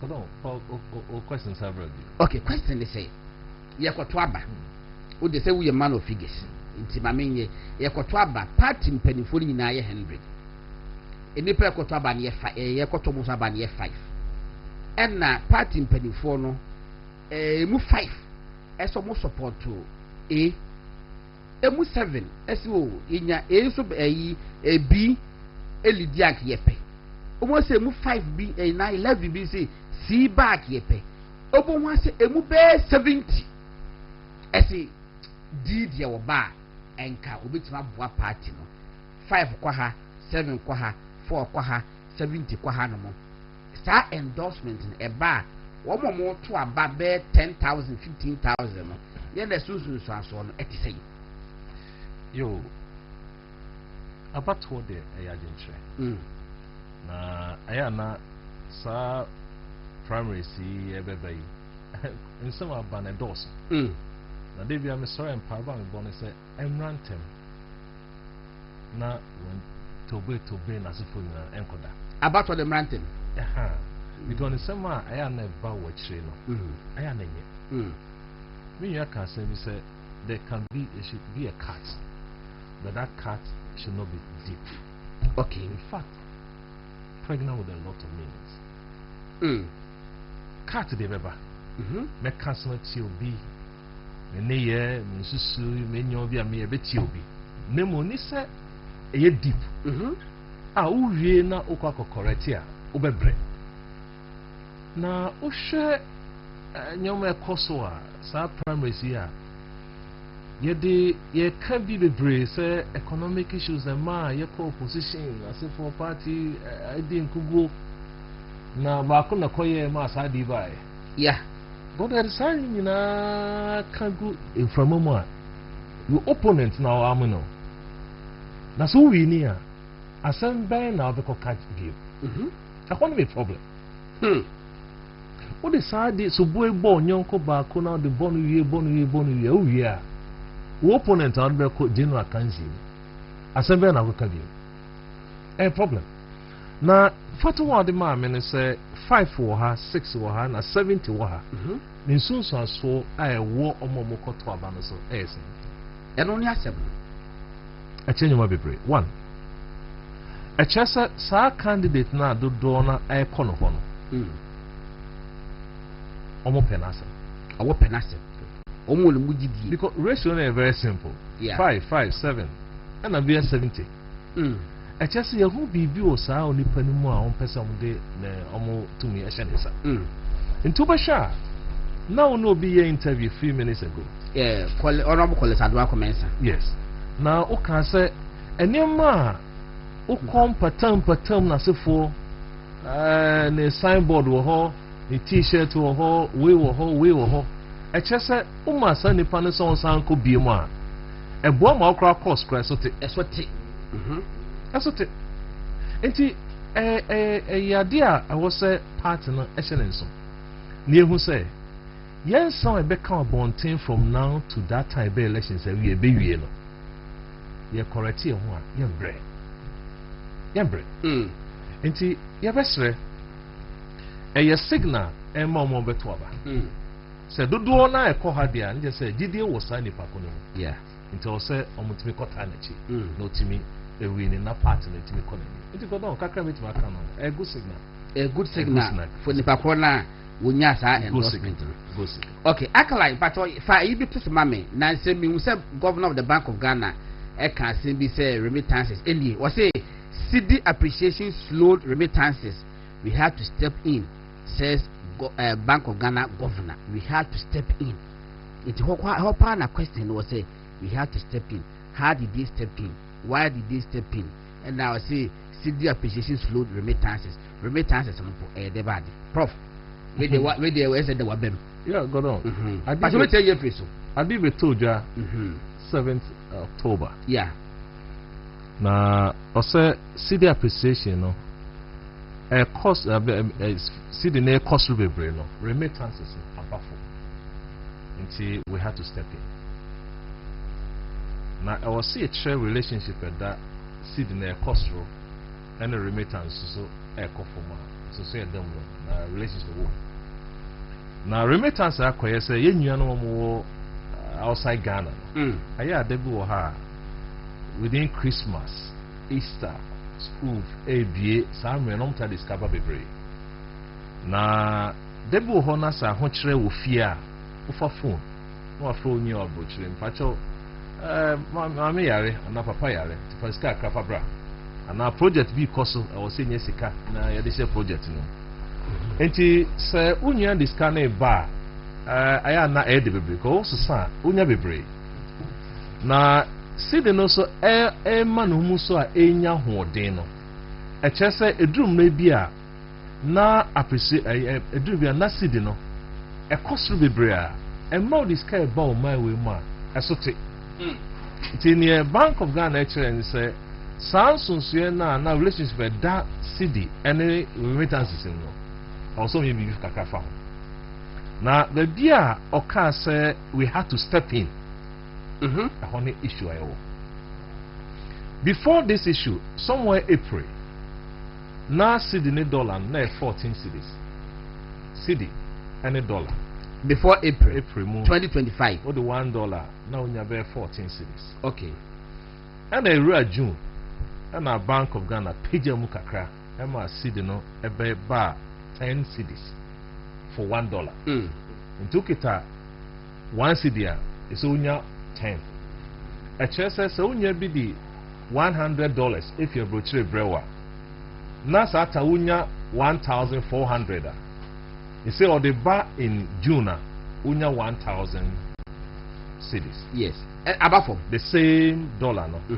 Or the bar sa June unya 1,000. Just say above ne kakra be few no ebe 444 so. Ghana cities. Oswati. And you are August. Ube sha IMF be can say hey. Ade amoye munjai. Saturday news say because omunyintu no omunyintu na prof would na wunim no wa suspect yeah the raise two job Saturday ko enkoyi. I remember say IRPP issue statement be say no very good. Enti ombufu ye September now so obekate supply obesan bombiem na supply or the dollar na or the good system no bejai okate ye na pe no see the next call from by 56%. I just said see the no ahode no assign a coffin. It is see the sound bar back to 12 cities. Now saying so the 1.15 billion as I kwa shimu. No, asana ohwa. Na odebe kono ase da chi wahyemu say say na ekono e wo say osan bomu biem. Nti akoye say BOG acquire traffic controller. BOG our forex market. Traffic controller. Oh wow. Forex market. Na a ethical ethically right or not? Any debate also discuss. But is it right or not? A honor assembly. If I say honor common. A honor no. A honor. A honor assembly.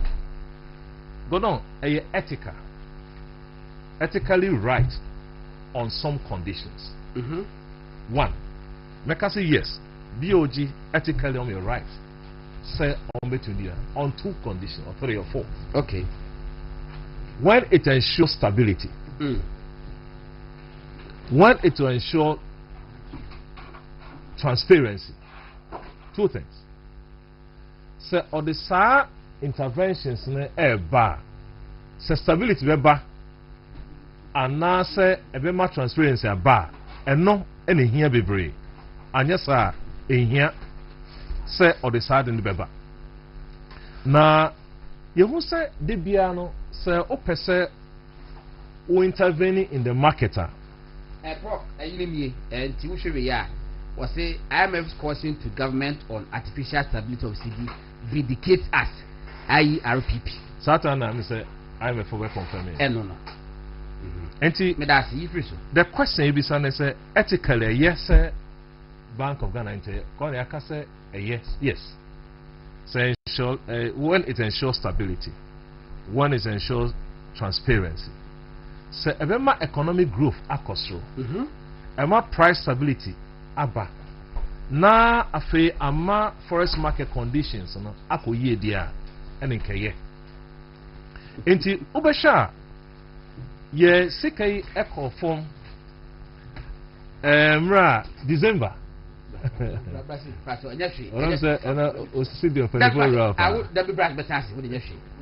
Okay, so I want to the court.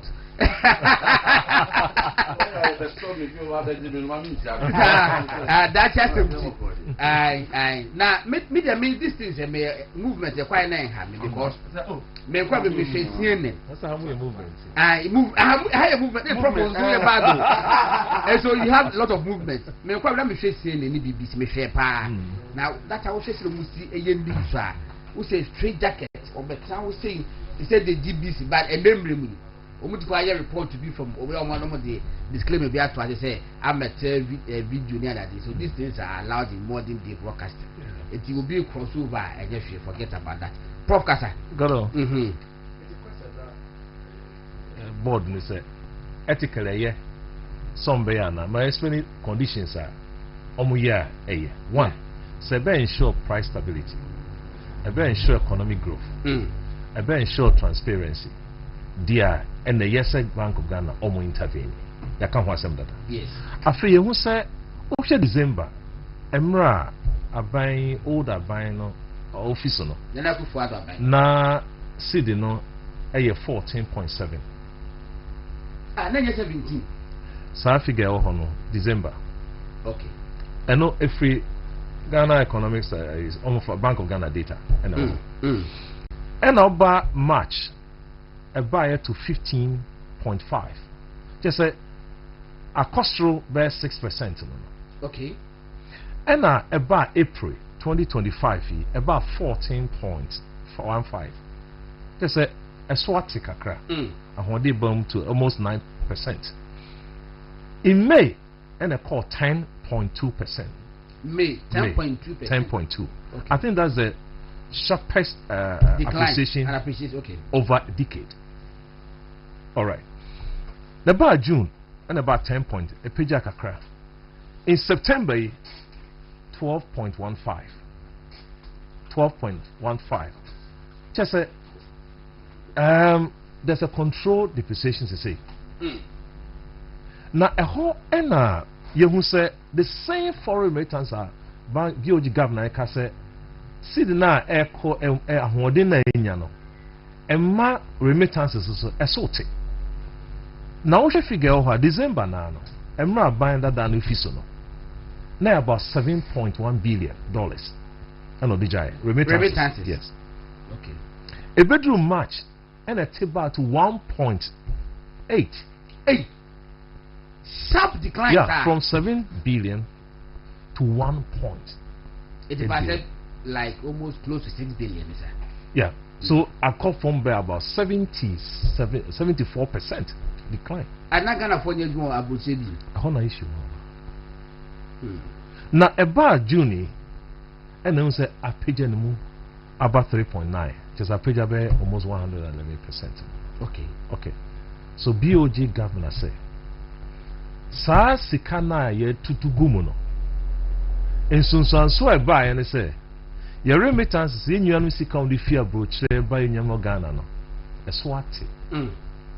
A hadging. Till why interventions? Interventions are here no. Osa fe sikana e diko ra dollar na di ra mo no. Aman sunso so abana se nyanu sika on the fear brooch ba no. A swati. International for new be some first can fear brooch mo so am de ba kito na benya twi famba. True, may express it. And one until we had to step in. And I make us say BOG governor be traffic controller in the forest market. So or direct traffic. At what point and also BOG intervene? Okay. It will make conditions under which BOG all right to intervene. But when BOG decides on when and how to intervene, it becomes artificial and not that sustainable. Good. Now, say BOG no after intervention no, omo decided say omo withdraw omo intervention na and so bend the war and my Ghana economy. They said I am for catch up with omo intervention. Yeah, President Mahama at a point in time, and said 2 months ago, where one of conferences and that BOG was intervening. No, as so bend the woman economy. No, yeah, a business community, especially. Okate supply we no, and a call from where 56%. Na sa page and move to 12%. I want no be explanation say. SARS cannot do room no. E ma remittances call for. Economy no, you were exporters and importers. Ni odi sika eko fa nyema fi ama na aba. Ene ni odi wakoton nyema odi sika na ebe oman mu. Insanso na ho na wo. Ti ni odi ekono epe dollar bebre. Odi akono akoton nyema de aba. Ni wako ejuma odi fi ama na eba no. Obana se dollar nso so atia. Na onya kitwa bi. It is sometimes enye the major sharp the string, the changes. Nemo how gradual period no senior otiti mufan enya because it makes planning better. And then a jump se say the reduce wa obi a de akoye dwuma de scafe about no ho che no so as a cost on no di anya okoto nyima no ho che no nemo stabilize it na ye normal stay while for some time o planning a planning ye and much changes in ba. But then na Adia and the NPP na remittances near about best 7. Not about 7 billion. 7.1 billion. 7.1 billion. Now it may bad down to less than 2 billion. Now costs near them. Hold on.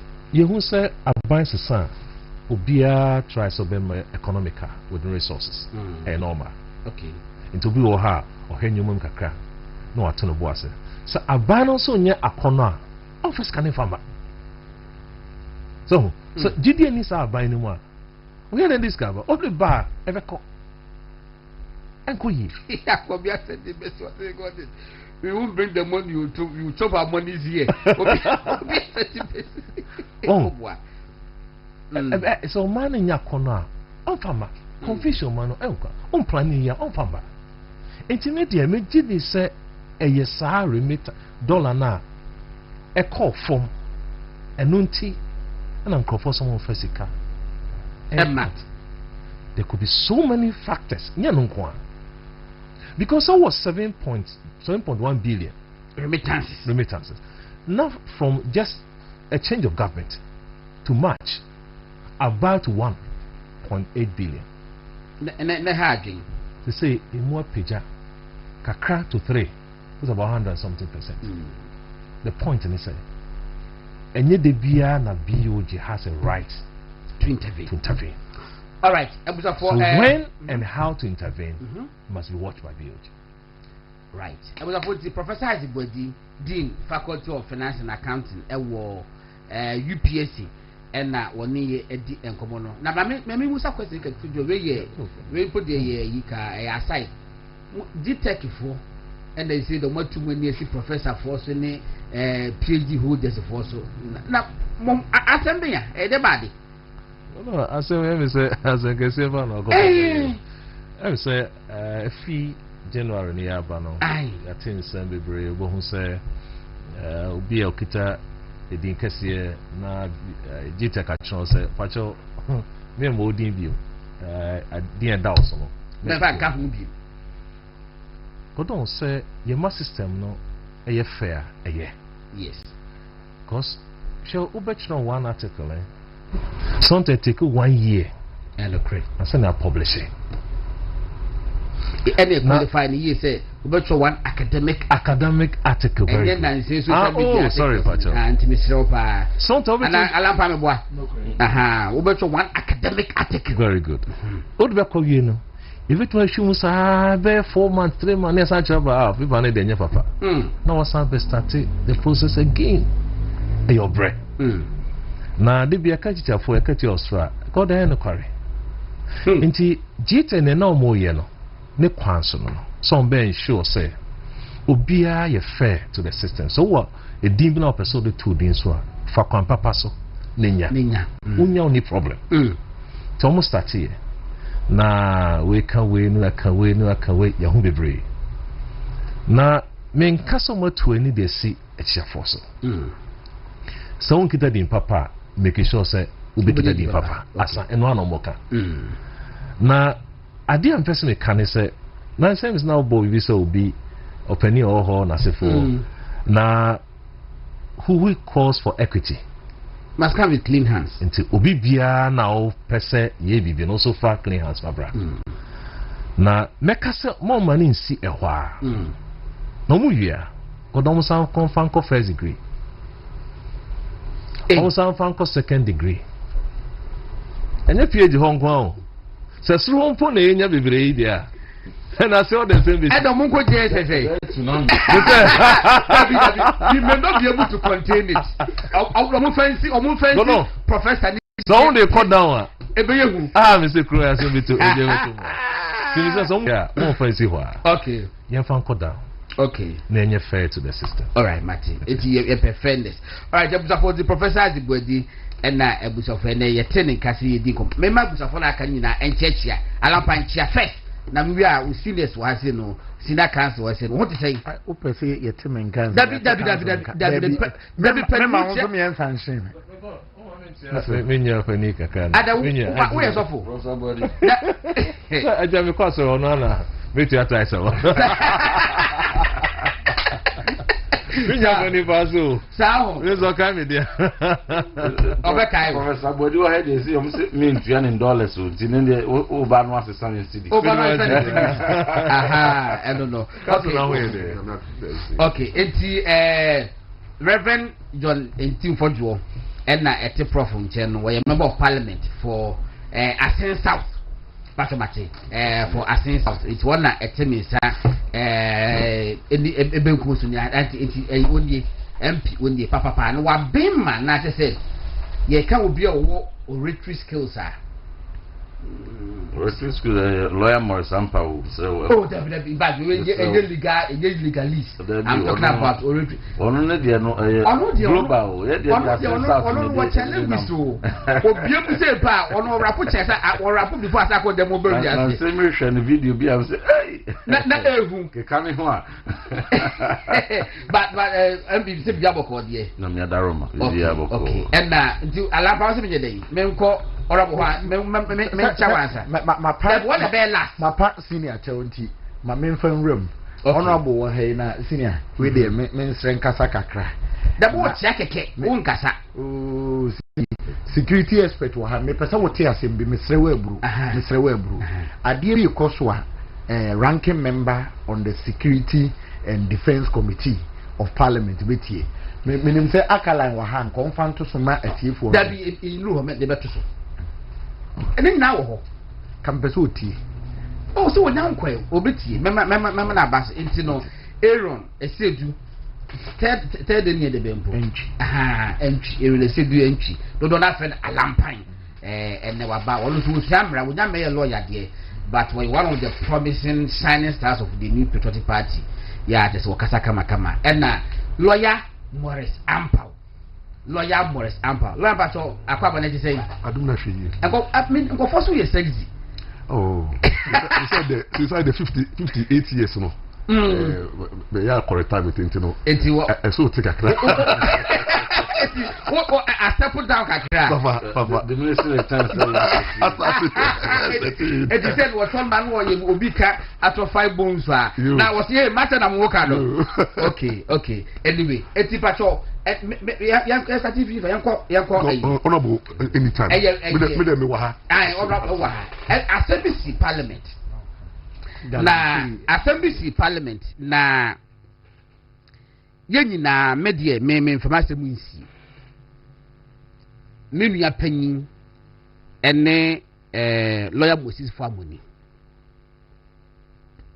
na 2024 elections ebra LGBT asemu eba pompon so pa no la Moses Famoni fremi a was godon me cool ma ho wo ko na na Akufo Addo ho awaka che ne se wanhwe ameyan sane emra no a MPP wo suffer at the post na won so call Dr. Bawumia ho a che se me no waka che me kwa me nkan che ne se won fa na nontu into that time na ye two prong attack yin na ye kokoka ne ha na so aka me de wa ha sa but yin ne ndi kusi NDC fo e di ahoma so na Akufo Addo and MPP kon sanyade yo no mukuta emfia omu twa de chi sanyade yo ensi the bye enna NDC win elections asofo call President Mahama ho President Mahama ka chomu say emra no kire say obi decide ne ba ne ye pass o parliament a wo se wo sign ansa na sa parliament no yagu no na ya ansa ne se yagu no a etim se emra na nyamra biem emeye emra eto no de wa ben wo gidi se hu hia mpo se ye ma citizen private citizen bi mpo decide ne ko na wono abema aban no ne de akọ na wo se gidi se e wo se de ye enhyehyeye ene nkyekere e wo cruise etira me gidi se ebekọ parliament biem from government as a government sponsored bill not private sponsored bill afa wu krede se brother call parliament a ye ti ya se e private members bill Reverend Team for Joe and other members of parliament or more eka majority leader Honorable Mahama Yarga esi won podi woni se bibia mpo bawo na de bo se ye mrada da na de ye mrada ye wie hu asem ka o parliament de ade na mo san de aba ehwehwe aso na obi a waye consistent and sa fight against animal win Honorable Team for Joe me de one can but I know what he went through even when he was the Deputy Minister of Education MPP phobia omu nyina support to bia fedu hu say one by one we are tiatena ene what so ginam mbese be busa say Reverend Team for Joe ede ba asem na ekoso parliament eye de na ade a aba paper so the day before parliament city Ghana for nyina hu say nyame adom a kina ye komuvu ade we akose first reading as a day afa ba ya yesi eni ho eye den yo de medas wapango no na metia etifo etie nyina na mede nchia sonkwa ma mempenifo ama beto studio ha lawyer Morris Ampao a wagidin kase Ghana ha ene mi aminua Lampan Professor Buadi ene Kwaku Ankuma Peter Ankuma a mebeto omo ha ene ompenifo a ebe nyina so mede nchia sonko de mawo in fact the Ghana pempenso a NDC aban ede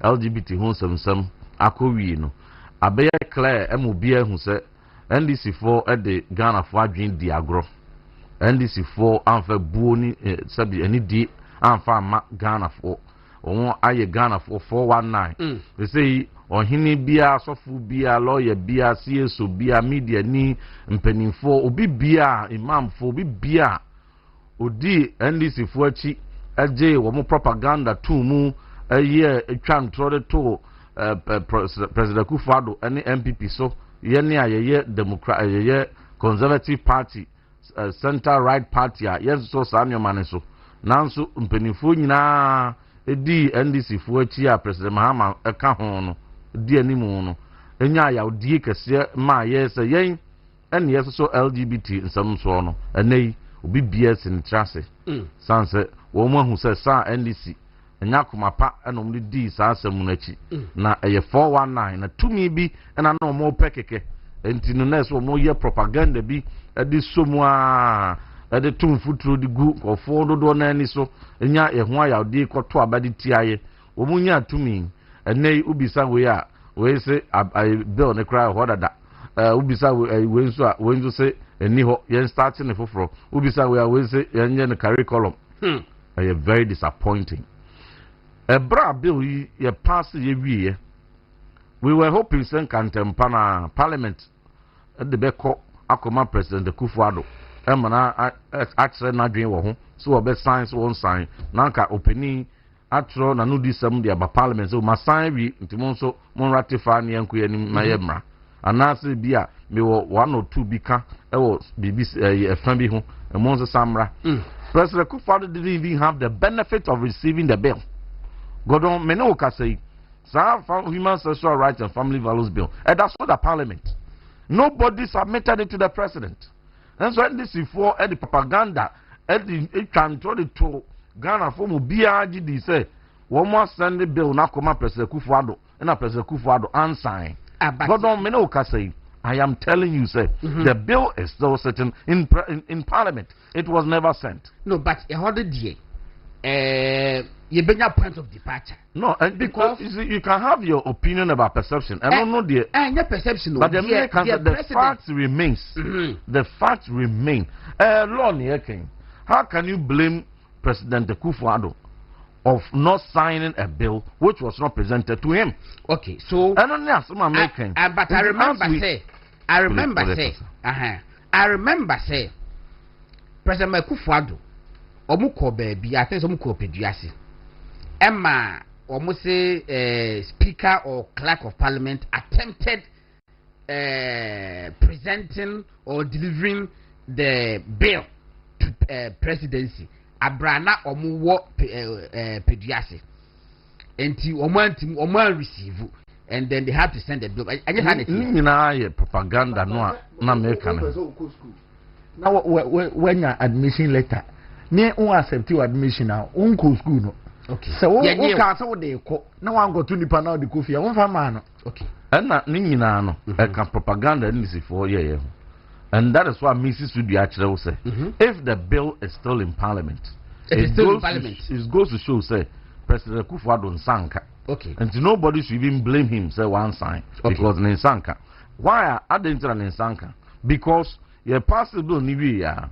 And I'm running for any citizens of Ghana. Binum, at the Assembly Court, the Parliament in Sasu say they are staying, injuncting the Parliament from transmitting the bill to the President. Yes, I remember. And almost finally another one, injuncting the hands of President from receiving it. Yeah. And almost local family, and the local Parliament now obey to me ascend the accord. And the local President Nelson Sase, so being put the background now, you are also stopped by law from receiving it. And you know what happened was that and the Yanko court, Yanko Sins and the Assembly and Assembly Court. Assembly Court, you know, you once a man we and dispose copim say to a baby year somewhere 18 December na ya to a banner we are 8 Parliament, you know, a good.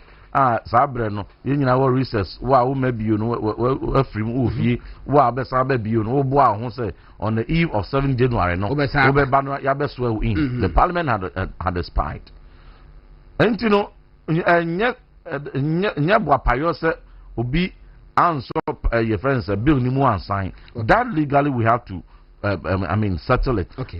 People can spend their propaganda, but that is a fact. And what should be that as it may. More somebody ball MPP are buying any President Akufo-Addo. Who vote to you? You did say the of course. Sabri won our so. And to be president, no one ask ye say would you say one ananka president President Mahama Ekan in the run up to the election say or no na president and ka bill no cry be parliament to crack no assign. At the time, His Excellency Dr. Mahmoud Bawumia and also praise Obabe presidency. On also be president, Sabill no only who agro or be sign and women in state to opposition. And you know, be I hear any say, Sir President, Sir Dr. Bawumia be president. Sansem we enquire mansubi in Tempana as well sign a queen. Sanso and a man for here any say, Sir President Mahama so be president or by us or sign a queen. Anti President Mahama be the president and a Cali Bishop Conference corner. January, command the drink one say opening bill na your position in new drink it Umaya no years or support no Sambre Fansa Mienko. First answer on the man say, and whom po he answer ke be bill because say miemia a curriculum ni mu ya de curriculum no betimi akio sa gain some yeah say na curriculum no na wo da no wo ba yesu ase san ye no afi no say curriculum na betimi aso ano masa enfiadwe ni agro can be for kire ye na to say ono crampo afi he doesn't believe in the private members bill no fee say it was a government sponsored bill. Curriculum yes or more yesterday. And now, Penny be friendly. Was saying the ba echo obo school needing. Now was see a more to book be. Was sending book me breme about sexuality near enemy. Now coincidentally, power ye author in the garden. Timmy Cassie wants send a picture and I said the Messiano book no was say sex and sexuality violations. I send the cover page in the Edia Brem. Was in Nancy and Richiani Momotoya. And said, or more, the curriculum on the blind side of the public. Papa, and answer Bonnie. Bonnie. And you know that's the Mama kind, yes, or more, yes. And Nipana or no say, Yefa curriculum moment and gain someone. Only pencil and only Baby promote. And then that very dangerous. And actually, was it a figure one Casao Baby said government sponsored bill. Eddie Abba because obviously a bill now. We more pass in Parliament, you know. On President Mahama na can factual say, why you should who say a new President President Kufuor in some, and you know, and running some, or want to me and Panko man, na Parliament na spy, na President Kufuor in Sunni who be only I just say a share bill no answer for no put the obepa or no other any government sponsored aba. And I saw for no here ni say. Said the Action Good Board bill FM certificate of agency any other bills under certificate of agency adakro it meet now to midnight pass no ko de no mpobeba under certificate of agency bosumi dunie one farmer and ya say samra no the same emra na ye pass here in this yen sisan bibia wom and ye de akobi Speaker of Parliament agi atum obi a o Parliament bi agi atum afa processes ho nyinam ya gazette mature abeto other papers so aya agenda ye kwako take it for first reading ye be Parliament 21st October Canada ye ko eno the second bill ebo agenda ne so media for bi atwitwa ye spread e na o paper so wo paper ne so other paper ne so yellow paper green no yellow one no wo so na one trust ade no eno no bills bia afa emrakwan so nyina any other agenda leadership speaker clerk both minority leader agiatum business committee agiatum and list and a yellow paper no ni agenda na agenda na ya na tan do so say how many we can treat for a day yes and this obetumi alesi bebre wo so but se kwa ko drum pempensu bi na de asa mpenese adesa na semasa and you know your power we adjourn we don't close we adjourn just you to us that and you said the next day nearby ye ba be to us every baby edru ye and you know, every agenda that is on the order paper yentumi entry you know the next day no ba is supposed to be on it it's supposed to appear our yellow paper so it be na yellow paper no so yes and you know sometimes we can even list agenda or items on the order paper. Bear 2 weeks now also, so yes. You bet treat is be 1 month. Now it keeps reacting every day. Recurring, yes. It's want to be in phrase so okay. It is against parliamentary procedure. So bill our final expression on order paper na ukwaku ye free mu na I disappear. It is highly inappropriate unless there's bad motive behind it. And yes, idea won't me any free mu. And as a movie to me ye free ma, I just say a funny in a minority majority and then no, I just said the sponsor of the bill has written so to withdraw. Or the item of that agenda. No? And you say the Attorney General and sponsor a bill. That's one a withdrawal. And I between the India so I could year free. And that's a private sponsored bill. Sponsors now, Yenny. Sam George, Honorable Bɛkyerɛ, Honorable Tonso, Honorable Tampuli, Honorable Kwasefo, Honorable Tonimie, Honorable Nuruddin, Honorable Kabiru, Honorable Dolesuwa. Ye sponsors of the bill, no.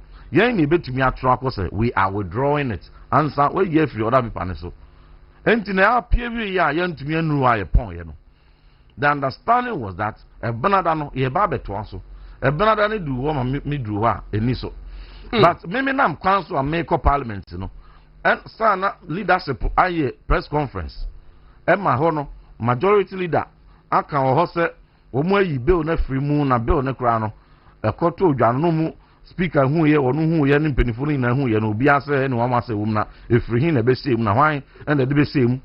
Hey, me tie audio no godon na me fi say AI. Na me fi say AI because me tin funny some that said bill a yɛde akwa kɔpem pɛmpɛnso a mpanimfoɔ parliament nyinaa sensan so a gazette wo godon untumi ɛntwerɛ letter ɛmfa nkɔ gazette me gazette bill Davida lawyer Morris Ampao of all his many years of in the bar untumi ntwerɛ ɛnsan sɛ yɛn gazette bill wei na yɛmfa nkɔ other people so he can never do that. And it's a bill no a gazette amateur abeto so dia untumi nka say majority leader ni mo hwe clerk ni mo hwe speaker ni mo hwe first deputy speaker ni mo hwe ntumi de na be say AI because this is technology ni wan afeye through parliament ya na date benya na da be no aye benada no ade tin ukua da no 22nd me do parliament so ampa me hwe other people so no aye referee so hey na this AI with the for avoidance of doubt and he rising on the floor and he bisas and then no na woman na nim na na ke ba be take majority leader sorry no account the same thing said me tell no na first no kan and say bill no kran say pass it that and they pass it that there and then president Mahama on sign near sound for about the parliament na no go don say san no kan there because the majority leader is the leader of government business. Majority leader is the legislative voice of the president. In this one, no, or state in a position on a particular matter of legislation. And no, a bino and now President Mahama in the position. And this the Okatre Calibiso conference in January, no, so next October in the position as a Emma majority leader say, Bill the crowd order that until who he has said from everybody. And the next week on Samai. And one time my yes, one sent my so the Dasuda parliament, no. He is a majority leader. On trauma speaker, not speaker, and transmitting Koma President Mahama. No untin team so my asamfana samko. Near who say, dear or almost CSA President Kufado and to me Anya no. Or no Mahama by and the same bill now. Beji are sent it to it. None him. But is that legally possible? Oh, sir, as for law, there's a matter of subjective interpretation. Ubia what I drink, my understanding of the procedures of the law, no necessary. Said the end to me and do president, not 8 parliaments, no say the chance for. But one more bam and one say, me interpretation is wrong. Name mono, I will say, president, no S.I.N. I don't know. Can we put a quick? Mammy calls in son too.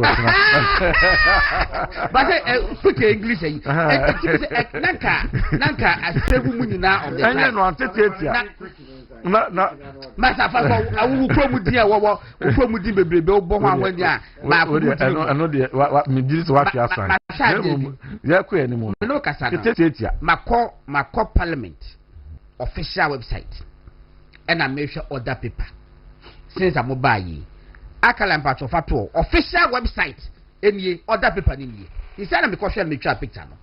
But Tuesday, 21st October 2025 any and so yeah biemu kakra apologies to the rule biemu kakra na o page 3 me dey no kan ho ma no and no all connect one no it would jahan pansa say was it prayers roll call oaths national pledge message from president formal communication by speaker correction of votes and proceedings near that day yeah connect page no connect page that mention ade bi holmo was say presentation and then first reading of bills. A.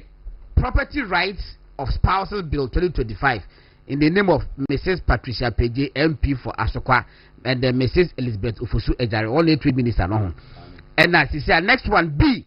Human Sexual Rights and Family Values Bill 2025, standing in the name of Mr. John Intim Fojo, MP for Asin South, Samuel Nate George, MP Nigo Pram, Emmanuel Kwesi Bɛkyerɛ, Helena Joan Toso, Nuruddin Muhammad Vincent Kwasifua, Alasan Tampuli, Retana Odolesowa, Tia Abdul Kabiru Mahama, Anthony Mia, MP for Olutobri, and the Totwasi. Etiwe no musi obi na debeshi mwana. One alampa na de kosi. Etiwe and they have me say my official website. Ubetime ye free so. Mako office say you na de bremi. Dabi. Me no din komo ya na me say research. Me busa did say that be this as me see na me call official website of Parliament of Ghana. Sir. Say o ma digitalize bibia ntino e wo order paper for 21st October and I'm there 2-3 and I'm try screenshot me the man akala so on fantasy. Enti wo mo say sa human rights and then family values no obi na wiade be shey mu. No, no, some ye bisa wo. Na parliament ye that week. A deliberate attempt by NDC. Sir, one more on the Ghana for adwin be di agro. Yi bill na to in chamber bi. Now they were testing the goodwill no more. They were testing so adia na here Ghana for 93% in between 2021 and 2024 no. Say nya madodo dia be ababen mu na say goodwill dia. Ye nyim free they were testing their goodwill, but me danyamia se Ghana for so atite sukoko achira ban no. Na wo bia na wo ye pani wo Ghana ha. So we sofo yo hene, we CSO, we media, na sabre, we imam, na wo tete sukoko we politician, we demonstration, tete sukoko chire President Kufuado ni MPP. Ewo yem penso ewo sa emre hu na sa abere ni mpono na South Africa for memma miru megina independent akase enfefe wo mo ano enye promotion of LGBT enye gay hu nsemo a national security entry kan hwe ankere wo national security sepede wo from bra wo medu kromu ha babia ko mia mako mien enson Independence Square, Kwame Nkrumah Mausoleum, a brick botanical gardens, any other places they want, under the full glare of national security. Sepedi won esande call ya, umuwi yesan call Human Rights Council, UN. Eko to aba senka one here the mechanism wo dey wa twa san.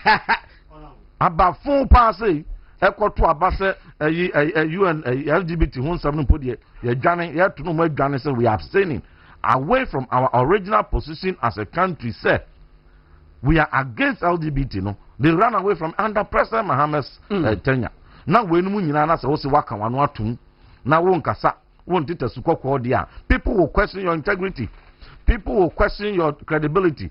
People will question why somebody no dey wo ye hu de da ne ya asori apega no won't mean nkasa. They will question I ain't for you. I will not join that. Okay. But Ghanaians are observing. And to be sorry waka no bia enkamu asem na ye gidie ni amamre fa ware ensem ho say oba ne be mantemu asem no wo mo ne amedum wo so a say nye oba no mbe wo no a ye be ma eno mo ebe wo no o se ma se fita mi free ha ya mi to America akwakoye akwakoto akora bidin ma sorry ba wa nye oba e be ma o ye be ma na so ye oba enti no se menya to no din edin are be to ne so no edin na bia akire obetumi asesa se bi okwakofa na yi ne kunu dini na ato ne so ba se okwakosi san se oye wonya be ma free be ma ho akoba okwo panie adane ne ho free oba akọ be ma ne de ye so ewo kromu ha na wa obeye din no Ghanaians are watching you but ni nyina mu no ntie twa mu no we will stand for me na me deputy minister of education and I was an active member of President Akufo-Addo aban me party wa bam and me gina baby me gina ntinya politics na dey far away from that me gidie and me principled position na me ma ban wo so me di mu tintima akopem say ye pass o parliament legality no ebes ni nyina no ehwa na mda so gina some junk attitude. You be sad, video be a go out to say, Omo Bill. And I'm telling you, my lawyer Musa question. Question, some George, the way I super amount for, it taking the amount for. Video be true. You son was say, Mato, and this MPP for no more pay, some more into the bill. Yes, and you know, now be more and more sponsors of the bill. About other paper ne so ye free so no anya bia mo share I take a decision bia na the intimi share in person by your platform virtually no ye di hu abobo asi hu gina na eno no na penifo ABC lawyer Morris so bi say ye nua Sam George ene obi bia sa bre no na wodi mutintima no sa bre ye hwe animu say trododo yenye den yense matwa and a kelkum so then Antino Obia and the Kamabi Ujina, main team for you, dear me say. The enemy Gina Brana Mema Ban was sworn, and I may yet deputy minister. No, sa position now, and I'm Gina politics be and your president Mahama and will be Tino. There be Mimi, dear me say 93% to say a womachiwadi, not a name. And no man be Papa Becca home there, and 197 the Becca say a year Chiwadi or Ghana, and you will make sure say the bill will be passed. Not the President Kufa, President Mahama say, or your passive Venus or for Francois, or the Babecca Humpo, name one government sponsored or the bar, Miansu Media Nim, I support your pass it. But me sorry in Macrano. Osha is it in but I want to mean crack it here. It's not a lamp pass or question. But before I don't put one. It's also related to security. Okay. Gordon, we are not serious in this country. No serious country, lawyer. No serious country. For 3 months, and a bet now say you need defense minister. See what acting. Acting. I don't need any acting president. I don't need any acting vice president. I don't need any acting speaker. I don't need any acting finance minister. I don't. Youth and sports or crowns. Oh, you need acting minister. Don't we have substantive? We have youth and sports. How is youth and sports more critical than Bimbo? Defense. Hey, and no sabi. So the brebi sabi the brebi here, but se bi wo here kra it cannot be defense. Pass defense ministry. I am vacant with no leadership. You're not serious as a country. Say what commander? Say what CDS? Putin. Before Obama, President Putin, no, a seasoned national security expert. Yes. A ban security experience ni Bibia. I don't know. Only defense minister.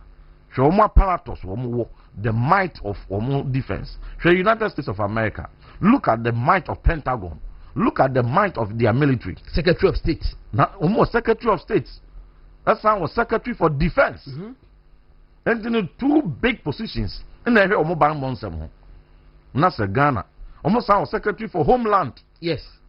Equivalent to any interior. Interior Minister. Yes. And this no serious country. The air course wa Obiaka and Watu. The signal is signaling to our partners in West Africa, particularly in the sub-region, terrorism, Ajia Boswa, Ebiadru Abricus, Ebiadru Burkina, Ebiadru Mali, Ebiadru Niger. The tensions are rising in Togo. Look at the tensions rising in Togo. And this can say 3 months, that's you say, defense and who hientino, Yama obi the act here. We are not serious as a country. We are demanding. I mean, I'm so surprised. Parliament as a house, independent, and say holding the government to the highest level of accountability. 3 months on, even if we were friends saying recess for 3 months, and we should have had an emergency recall to come back so that President Mahama would have met any day Bianco or Boye Bian would have come back to reconvene just to make sure say you accept it. Now to me and nominate I refer the nomination appointment committee. You bet Jina Sonaki appointed no.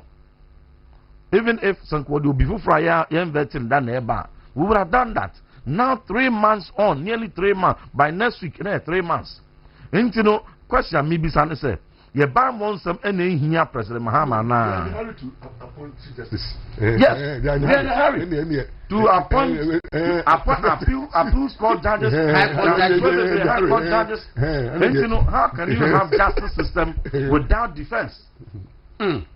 Because you see, defense, they are there to ensure the territorial safeguarding, safeguard the territorial integrity of our country. And it is not said, no one here now politics are the judiciary by an oh parky. How many deputy ambassadors are appointed? 18. What is the use of deputy ambassadors? What is the use? When you have an ambassador, the head of chancellery, and a consular, consular officers, who are fully constituted, missing, staffer. Why do you even have to be in a hurry to appoint additional 18 deputy ambassadors? Just job for people. Not the defense minister.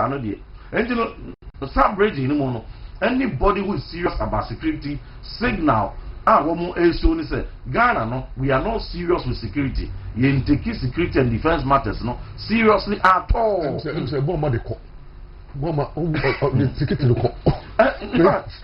Yes, that's what and it is so sad that you can't trust anybody. I feel the shoe of my departed, respected brother and friend, Honorable Dr. Omanebo. When you be and you want to me now be officer or your security expert.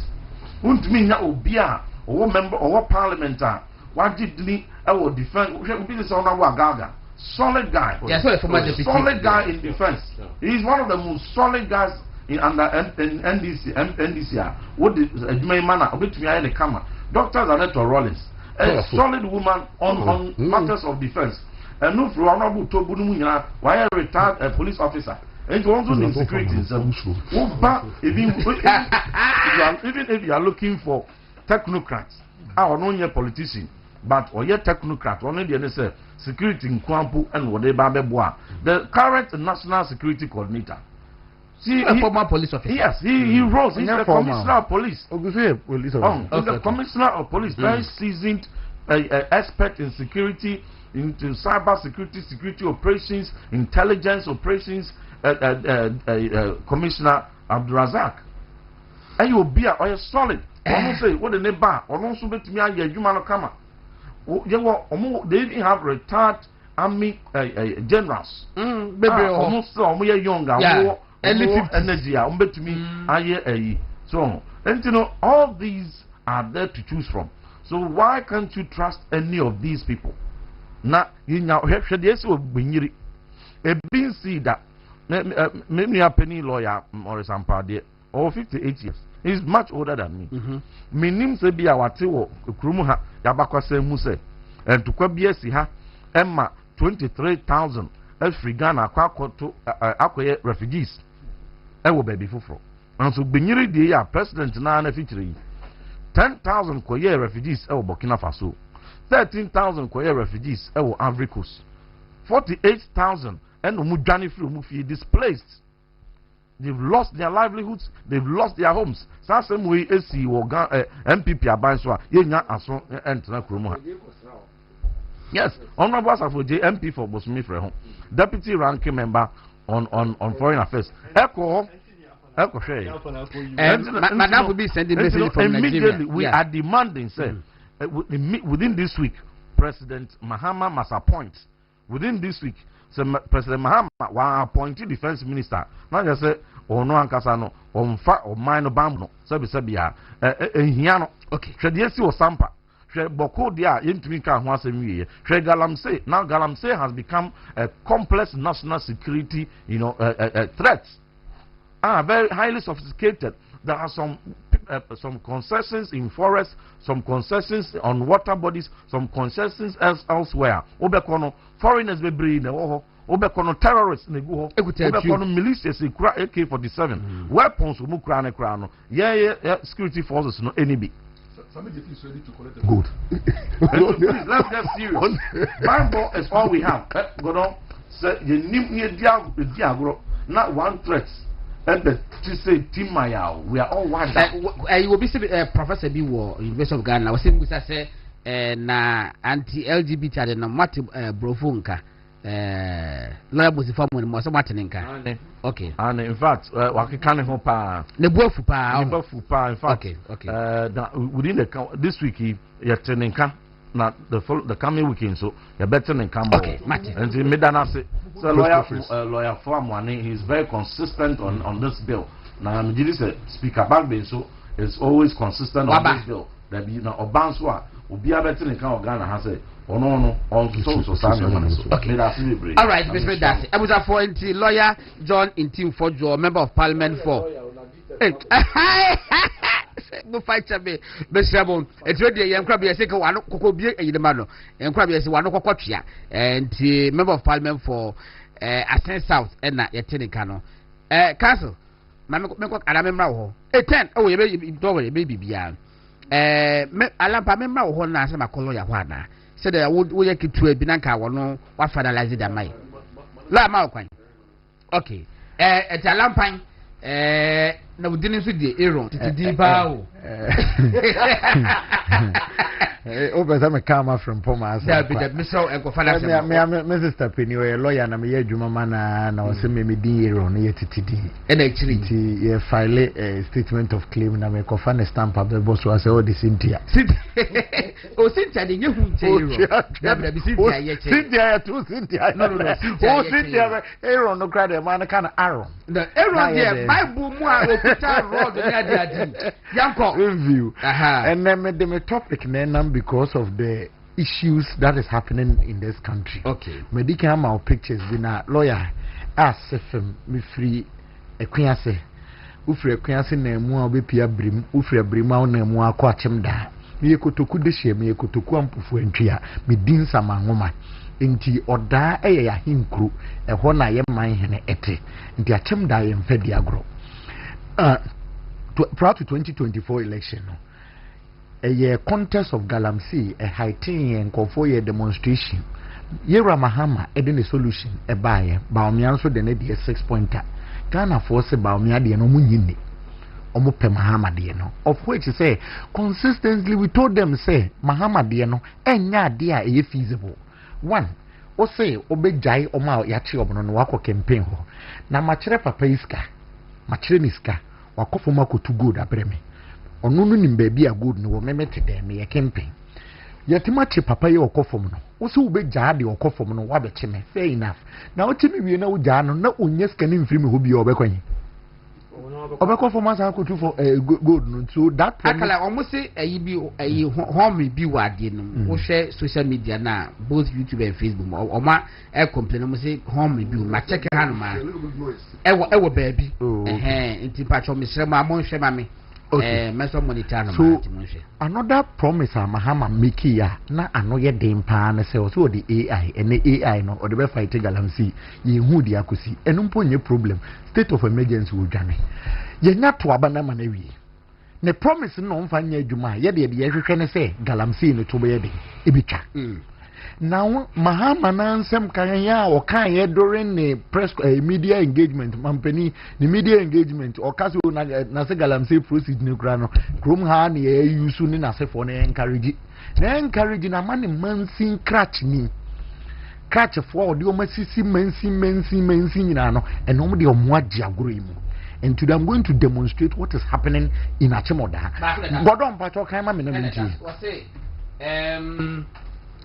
Was say the allegation that I took 15,000 Ghana cedis from illegal miners is untrue. it was an official fine imposed on licensed miners without permits, backed by receipts. This is pure propaganda to tarnish my name. Honorable Solomon Kusi Brim Central. Now I read. Okay. Loyalty. O fire mamra 1992 constitution. That be man na so mami. Okay, Mate. Article 19 clause 11. Yeah, for the tone. Eka assembly. Me de pan o say si ye kasi bibi a criminal offense a. Ese sa criminal offense ye tro near the punishment. Eka. Na busa won say papa ye oda so yi. MC Solomon Kusi Brakun. That ben on timi make law say obi ye license minor. No be a license minor me wo license am di chika. Oso wo jeme sika for permit of the license no. Uti bi wen. Was say on license minors without permit. Obi a ya license no. Now ko receipt no na me hade e. Akala ko receipt no na me nche tie fo bi. Try tum. Eh na me die.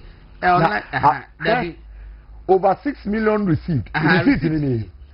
Hwe when one man nipa no official receipt because in conform bash no. Na lawyer ma menka some njero. E dibe na woso. E official e di ni wo obehu se Vincent Sojara e bi was 15,000 Ghana cedis. That is the reason. For illegal mining and watchro also. But title be na woso. Receipt ya tiete wo holomo a. Na we kura no mpo ye official receipt ni we twa picture. The main one no one till udim de ntia. NDC for na ye galamsey wo ho no okoje o 15,000 Ghana cedis. Okobia na okoje bi. Na okoje ye no eno manya sa kutupa ne se MC ya beje 15,000 ye ba ko ye galamsey no. Na MPP fu e wo ho ye press conference de gu no so mo ye galamsey no fa 9 months e ko destroy omo eniema. Nti NDC for na buafu e demand o 15,000 Ghana cedis no. So he is unable to provide the 15,000 Ghana cedis and wa ko chiro receipt we. Mom, that is it. After now after to Sanka and Pauma receipt a duplicate now be charged. Look at what he's doing. Tell me one tia many back row. Debbie, this is what the other MC. Nananum cancer tan. Other MC no. Maybe only a connect one other chim da connect one. Your friend is akala connect one never they watch row. Also over 6 million Ghana cedis received as common fund and I've been eating closer with it. Obi Busana, where a Facebook post. I will be a tiki. No, na tiki answer Sani Kasa. Code of ethics say the ma appointees of this government. Shady Solomon Brakukusi. Over 6 million received as common fund and I have been eating closer with it. Brave Central. Unim the idea same way by. On no percent or quality hatred for Achim Dan MP Yera Ekwesiako. Okay. And no could deny simply to say. MP's common fund by 500,000. Obia or Achim de Bia, sorry, Obio Ghana hanging, I'm sorry, school ni bianco, ne MPO. Nimra Sebede ni wonko jekaka. And Busan will Facebook say, Media minimum common fund a bar, MP's common fund. A your homo bupay enum 5% of the total common fund na ebano. Into MP now 500,000, Wunya saying, and won't answer no dear money pan. So when you over 6 million Ghana cedis, no, the maybe a bit to Zafi. Oh, we are no Aquajigalam Sisika. This is a municipal chief executive. I will see Mampeni Anamu. Yes, a best of a feather flock together. Near the Odikano or the Odiachino.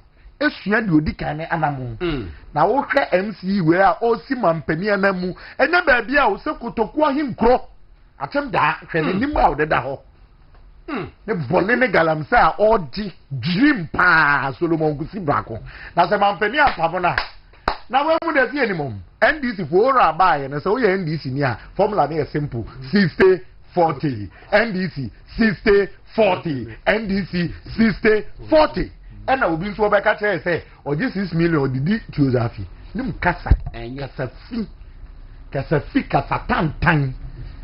For first one, that two me pay the allegation over CTV, Yatiti, a so, and a Kaka and I see the allegation that I took 15,000 from illegal miners is untrue. It was an official fine imposed on licensed miners. Who imposed the official fine? Official fine, no. What? Parliament has signed na. But yeah, I'm gonna approval. So now who did 15,000? I was looking at their documents. Now my forward question about Achim Da MP no. Internal generated fund generated from fines no. A new 15,000 Ghana cedis. And that will be before the local government committee. Me and Kasa me manapo you should be prepared to answer it.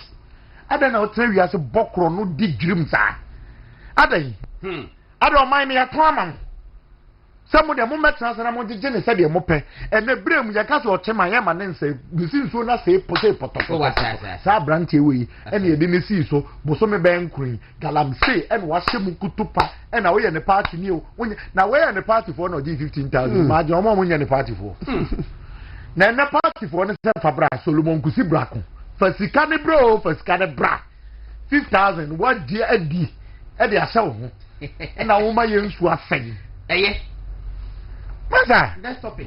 Me call lawyer ho. Me call. Mami nwie me next topic. Say we the me no was share that we the lawyer me sere eburu. The next topic I made here be MPP primaries. And I me ba be ka ho ase. Say the one 5 minutes. Good. Mami nka no quick one.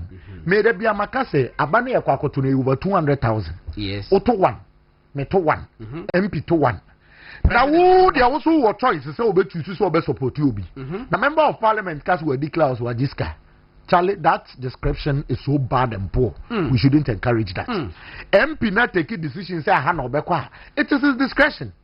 Ujiris will influence now also will influence go on the ground and campaign. Yaki kama funu ni yaki kama dampine. Medical can say no camp in this party can destroy the MPP. Lawyer waha obedi mwa dancing. MPP the longest political tradition from UGCC. The first person who betrayed us was Kwame Nkrumah. And no cry UGCC engu. We still contested the election, whether we win or lose. We transmogrified to become UP. UP ni enya branch ebi jo apia. Okaso ono de ontimi buzia, ontimi ntra party ma buzia bedi nanim. Of joining Unigov government, MPP engu.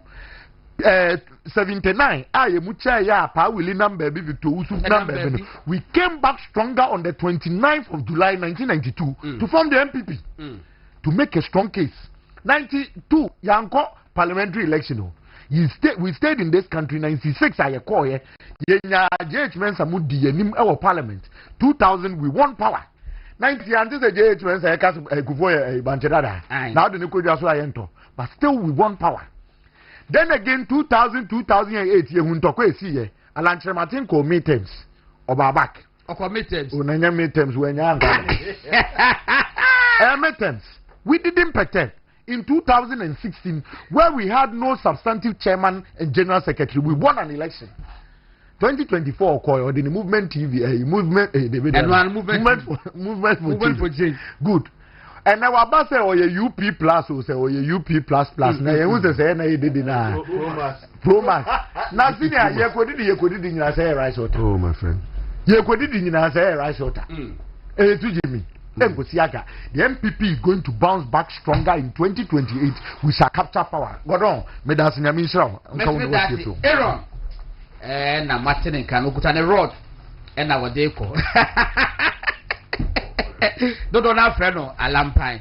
And then someone who say a power pack, Mofanche, a lawyer, and Yabutrame or Bayache, close to 2 hours. And Bonyabutre, Etiti, and Common DNT. Lawyer Morris Ampao. Studio, of course, Prof. Kuntino, Professor, Prof. Kewa, and Peter Ankoma, and so I said, Mamma was Ampao. Lawyer, but the matter saying, I do not see na Meda was a program a big platform, so a big to me back up and personal message. That no better than one, now, Biano. You and me back on my 5th anniversary. Oh no, my program me on Kumasino. 85 years. 85 years. We started 2020. Wow, how time flies. It's a rabbit joint, never support. Until we call nationwide media tour. Okay. What I said, bringing the law to the doorstep of the ordinary Ghanaian. But so far, for the past almost 5 years, the feedback to say solid. Solid. A block of 4. Papa. Who say me dear Mrana Abrabomusem. It's a brand made Abrabomusem, which them na which them madre. It's an online no. Ubenya politics wumu, ubenya waresem wumu, ubenya social and political, religious issues. So to me say me bibia, and I say it as it is. You know. And for force me almost say me discretion biama. Almost say we are too extreme and then very graphic. Almost you too extreme and graphic. Yeah. Okay, someone say they tell too much. As a woman friend to my almost say a lawyer, na or friend to Macacra. Oh, the people say me nyanya chum. Me will be when my conscience is clear on something. Now I believe in something.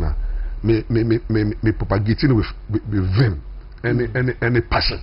And my style and the way I make kind of fun. Once I so. And I my trouble come into no. Me didn't come from that train to watch. Yet maybe upon one. You can say when so. Today I made boom. And I made so I don't know be punchy. But more punchy. What at the beginning. But they were make canon. But what can we listen to now? Because I'm beside to a near example. Now, we will take us all. Lawyer Nenia Massus. You also Nenia Massus. You. You. We will take us the Nissus. You. Obisu Baya. You. Lawyer Nenia Potri.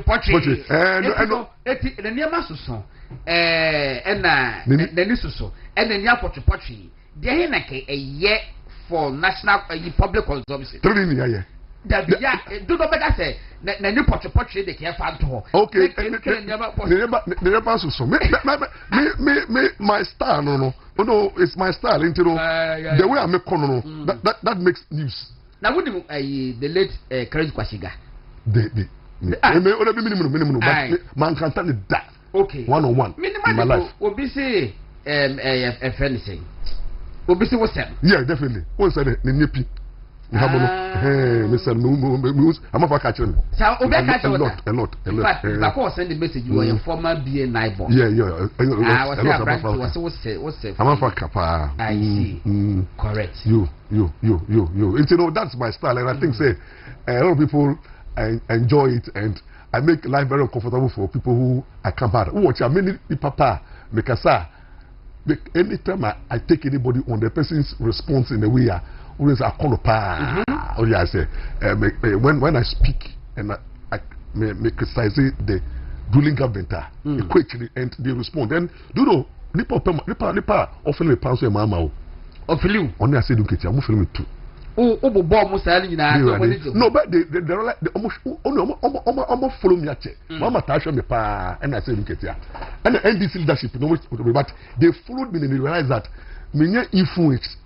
Okay. They don't see me in MPP activities. They don't see me contesting for any national. They don't know what I want in life. But we are opinionated.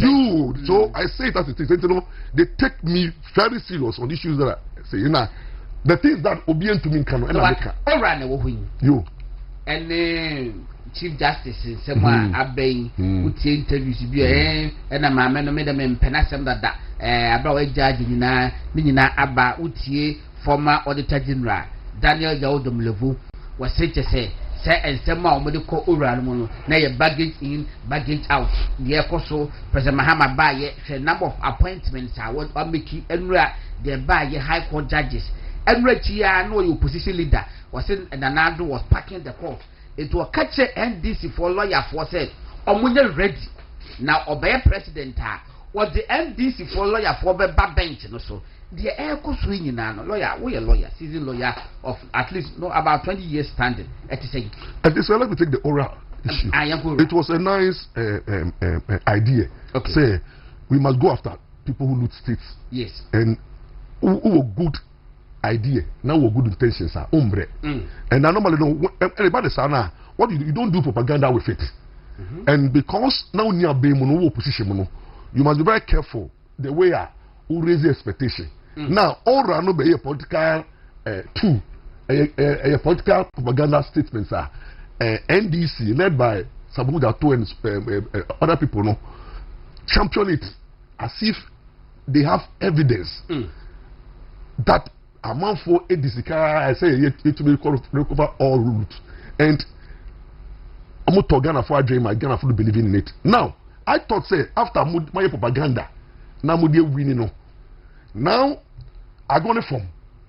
Mokoya na was setting up. We know the committee. No, the mistake of President Mahama was not to appoint those who led that propaganda. To do what? The propaganda say there's a loot. Oh, and I know the money we need power. I know appointee woman. And so that's the mistake. Oh, who said the propaganda no? Me man won't tell. Okay. Oh, I say hey, Chaka. Sami okuda to money mo ye propaganda no. I can say na ye lutu no. Don't appoint them as committee members. Bring in neutral people like omo credibility. And if so, they will go in for what is this. And to the they will not come and do propaganda. But when you Basa Blackwa, no account, but we are appointed as foreign affairs minister. You know, all American. And I'm to account around you. But we are appointed as foreign affairs minister. It means they will need to be able to do with implementing the so. No, I'm saying that oral team no. Okay. Yes. And I'm saying that I just say we are pointing into it. Oh, all run and make no. You know, campaign time. Campaign time. No more loot. Was a good at all. Blackwa was the one who's listening. And I loot. No can yam. Who will power you know? Okay. What's any oral? Mama from oh, okay, I get you. Because we someone did the propaganda. Yeah. And trophy. Okay, I say, and then the qualification. You, and you know, some of all the movement. Oral point as oral members per okay. And you know, and cannot mama can say or make sure say those people who let that false propaganda. Now yes, our campaign no now almost 2,000 of our think say there's a loot somewhere. I'll make recover more than 21 billion dollars. You don't appoint them, but when you work with appointing people who led the propaganda and who was here, one set up now almost starting say Dr. Blackwa ono intro because obi a utumi share the penny intro it's a cancer man and the true only evidence to back no or you're very good at that. Why Blackwa? Blackwa very good at that. Then you have the honor or you're peeved or you're very peeved and angry person because you're in position feel the same. Into ono no meaning of forbid that. It don't share appoint people they appointed no money no obi a issues with the former government. And you know, all the emotions, but all the emotions could look for evidence. Almost calling almost say death and yano, but you know what they did? That are no musheni no musa adiwe, but your baby cat no quality Ghana for say, I don't know the kind and Sisano. Then they came and deep in the propaganda. That's all the black they came and say, hey, Yakoshim. Now, dear Koshim, Nyama Yokuno, you bet to me recover about $21 billion. Dollars to you. And to him, only propaganda no, and almost two bed in a two ages. Okay, I said, I'm going to president also say, I made a document to also. President, Mama shouldn't say propaganda also. It's Mama saying the anchor Attorney General. If an Attorney General call share more, that is where now the struggle starts from. If I told you that question, who say, yea, garbage in, garbage out. How do I say? Data no cano, data want to be found, want to be criminalized. To the sense, it will be out to be cheap and yet crime. To buy something cheap and yet crime. There were so many things that want to be who look to be a cause. Now,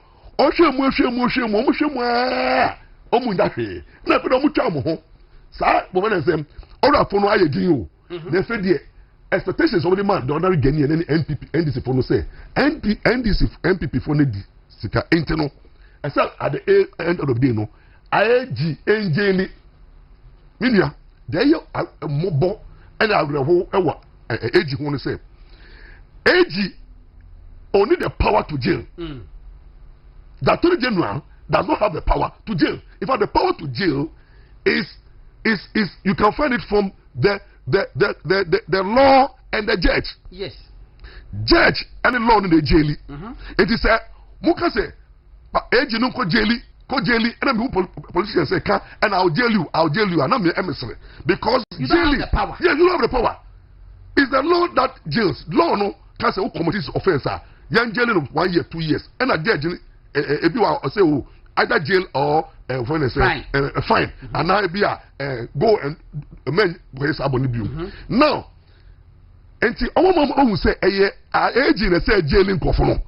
And the propaganda is that aging who now can't obey jailing. Yeah, who jail be the aging so instead of or person back at betting to garbage and muda bremeno. I know the propaganda moye no. Maybe to be the propaganda. Okay, ya no mutiase. I say, okay, you know, watch as they say, a man comes smart more, and other people nearby. The age is weak, and just a week, no week, that man cannot do propaganda. And also, I share no who say, pressure not do so, and to the lawyer, and the main court in Kojin was saying to me, may press conference. Oh, yes. No, I join the wagon. It's a mood propaganda. Now, Mudi Ra Bremia. Sanrano, Medicota, I'll be exposed. It's a misu, and the misu, Mamma press conference. Namia, and I'm your way, and then I went away your way to Botia. It's the ending. Tio, and Obukus, where we know. Papa, I have conference. On 25 cases in court. The other court to Soprano on to be proceeding, including the Cesar Oye. Cesano, who watch here. The current appointment of High Court judges, current appointment of the High Court judges are appointed in Siano. Mundia, Doduano, Mohammed favorite appointees. Supreme Court judges are appointed 7 or a mama now appointed, and President Mama no, and Nanado appointee NDC, MPP judges. Yes. It's also bad. Obey equalization. What the 7 about? It is MPP Supreme Court judges are their call. And on the 20 Court of Appeal judges Akosheho. And on the 40 High Court. Mama research is we're packing the court. Now with them. It's a son. Ora. Ada. NDC. Na atụrụ na nso ehu say right is down him over the person there for good judges also until say no judges na ya appoint omo no enum na say judges na say mo ye propaganda no because say oral say mo kan nya no omo the pressure ko to atụrụ na hu say chale court am ko no mi suro mi ntumi nko judges e wo ho no mi ntumi mi hu mutimu ni enti ye ntwe na ye park court ni die enti 40 judges no ye nim say we mo no omo wo side. And I could appeal, so you were 20. And Supreme Court so 5 to 7 AD war. And you balance it. And the Chief Justice will say, yeah, there's a by Metro and him. You on good. And you say, no, age you know, train judges now, or man, highly favorite to him. And you know, propaganda now, all your press conferences now, by time. It was a time by, you know, I'm Supreme Court, I passed 7 hour train. And at 20 so air chair for any appeal. And at 40 no, Yachim. Oh, High Court. No, Democrats at the AD to Momo. Every day, animal farm. What I say, hey, animal farm, Pono. Judges, no, say, still after or what return, no, Mama Kofanaba. What does it tell you? He was doing the bidding of the NDC. Yes, although retirement too. Into High Court judges. Yes, we do this 60 years. I said, now he was 60 years. Not called the time that is called second court judge. Mama Kofano Abba promoted to High Court. And this 40 judges, no, any 20 court appeal judges, no, any 7 Supreme Court judges, no. If you understand that, Mama need this the pressure that Thomas. And they'll be expecting say propaganda on my year from oral. Amfa. Not aging one no. If I don't remember, age the case local court. Now, okwa. If I did, judges in India say, and judges no, ya Tom. But thank God, no, they say, judge be anywhere, ya Tono. They say, among us, some judges in Albano. What did I say? They say, no, Mama, judges are autostomo. Judges are often say, Omo believe in the resetting agenda. Judges now. Mama first say they can do the work. Then is how say they are pure. They are clean. So these judges, you know, if you have them now, are grown from AG must now prosecute. And thank God, if you listen to Mama, bra or for say also these 40 judges, you know. The speech on the man is trauma. The trauma now to say, you're very good. Or say, we just are more quick, we should have prepared yet. One for 10. What I say, you, one for 10 yet. But now these judges will be under pressure. And the case is a baby money, all of it is a baby money. AG no qua. Or say, Yanom made them present in a situation about. And they say, no, more in the building. And they sound him. Say, President Mama. But I say, what's say, Bakuni? What's say, behind every writ and affidavit, yes, is a human story. Good. Of loss, of hope, of survivor. a dismissed teacher, a family displaced, a young person is wrongfully accused. In each of these, the judge is the final line between despair and dignity. And so I don't speech will say, do justice with human face, like be compassionate. Yes. Now, anybody the judges are more bail conditions now. What I say, these bail conditions and judges no below one type no. Yes, it's a human face. That is when I say can be keke. But unbelievable. But he says signal to the judges say when you sit there as a judge, it's all about law. You see, let me educate the judges in this country. Let me educate some of them because because 25 years at the bar, no, they said me colleagues too. Supreme Court. What do I say? And court appeal them. Me genius baby ne go. Yeah. And high court judges now from the baby in there. Me school me alone. Ne bimu krapo no. First no. What I say? Until I can speak to them with all humility. Say, justice does not belong to them. They are trustees. I'm sending warning to the judges in this country. Say, my lord, any your honor, any the moment, no, title, my lady. Yes, no, title, moment, and come. But also, Article 125 of our constitution now. It's better class. I bet to be like a young title in film. No, that people say. Now, that also, my lord, no. And then your highness, I don't know. Too much. I'm a bencher. They think that they can lord it over.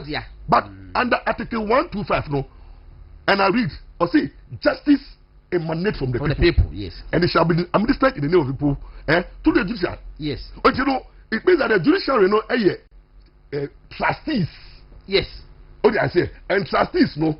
You work in the interest of the beneficiaries, any beneficiaries, no. And the judges na area, and the judges na and that mama adu muna mo koko occupy no. Mo kona mo who say, I'm here to see judges are. When bring me judiciary no, I think that I need more time to deal with this question. Look at our judges. When one government is in power, no ruling now I say is going more in favor of the government in power. The moment they change the government, no, then the judges changes, and this thing is a worrying signal.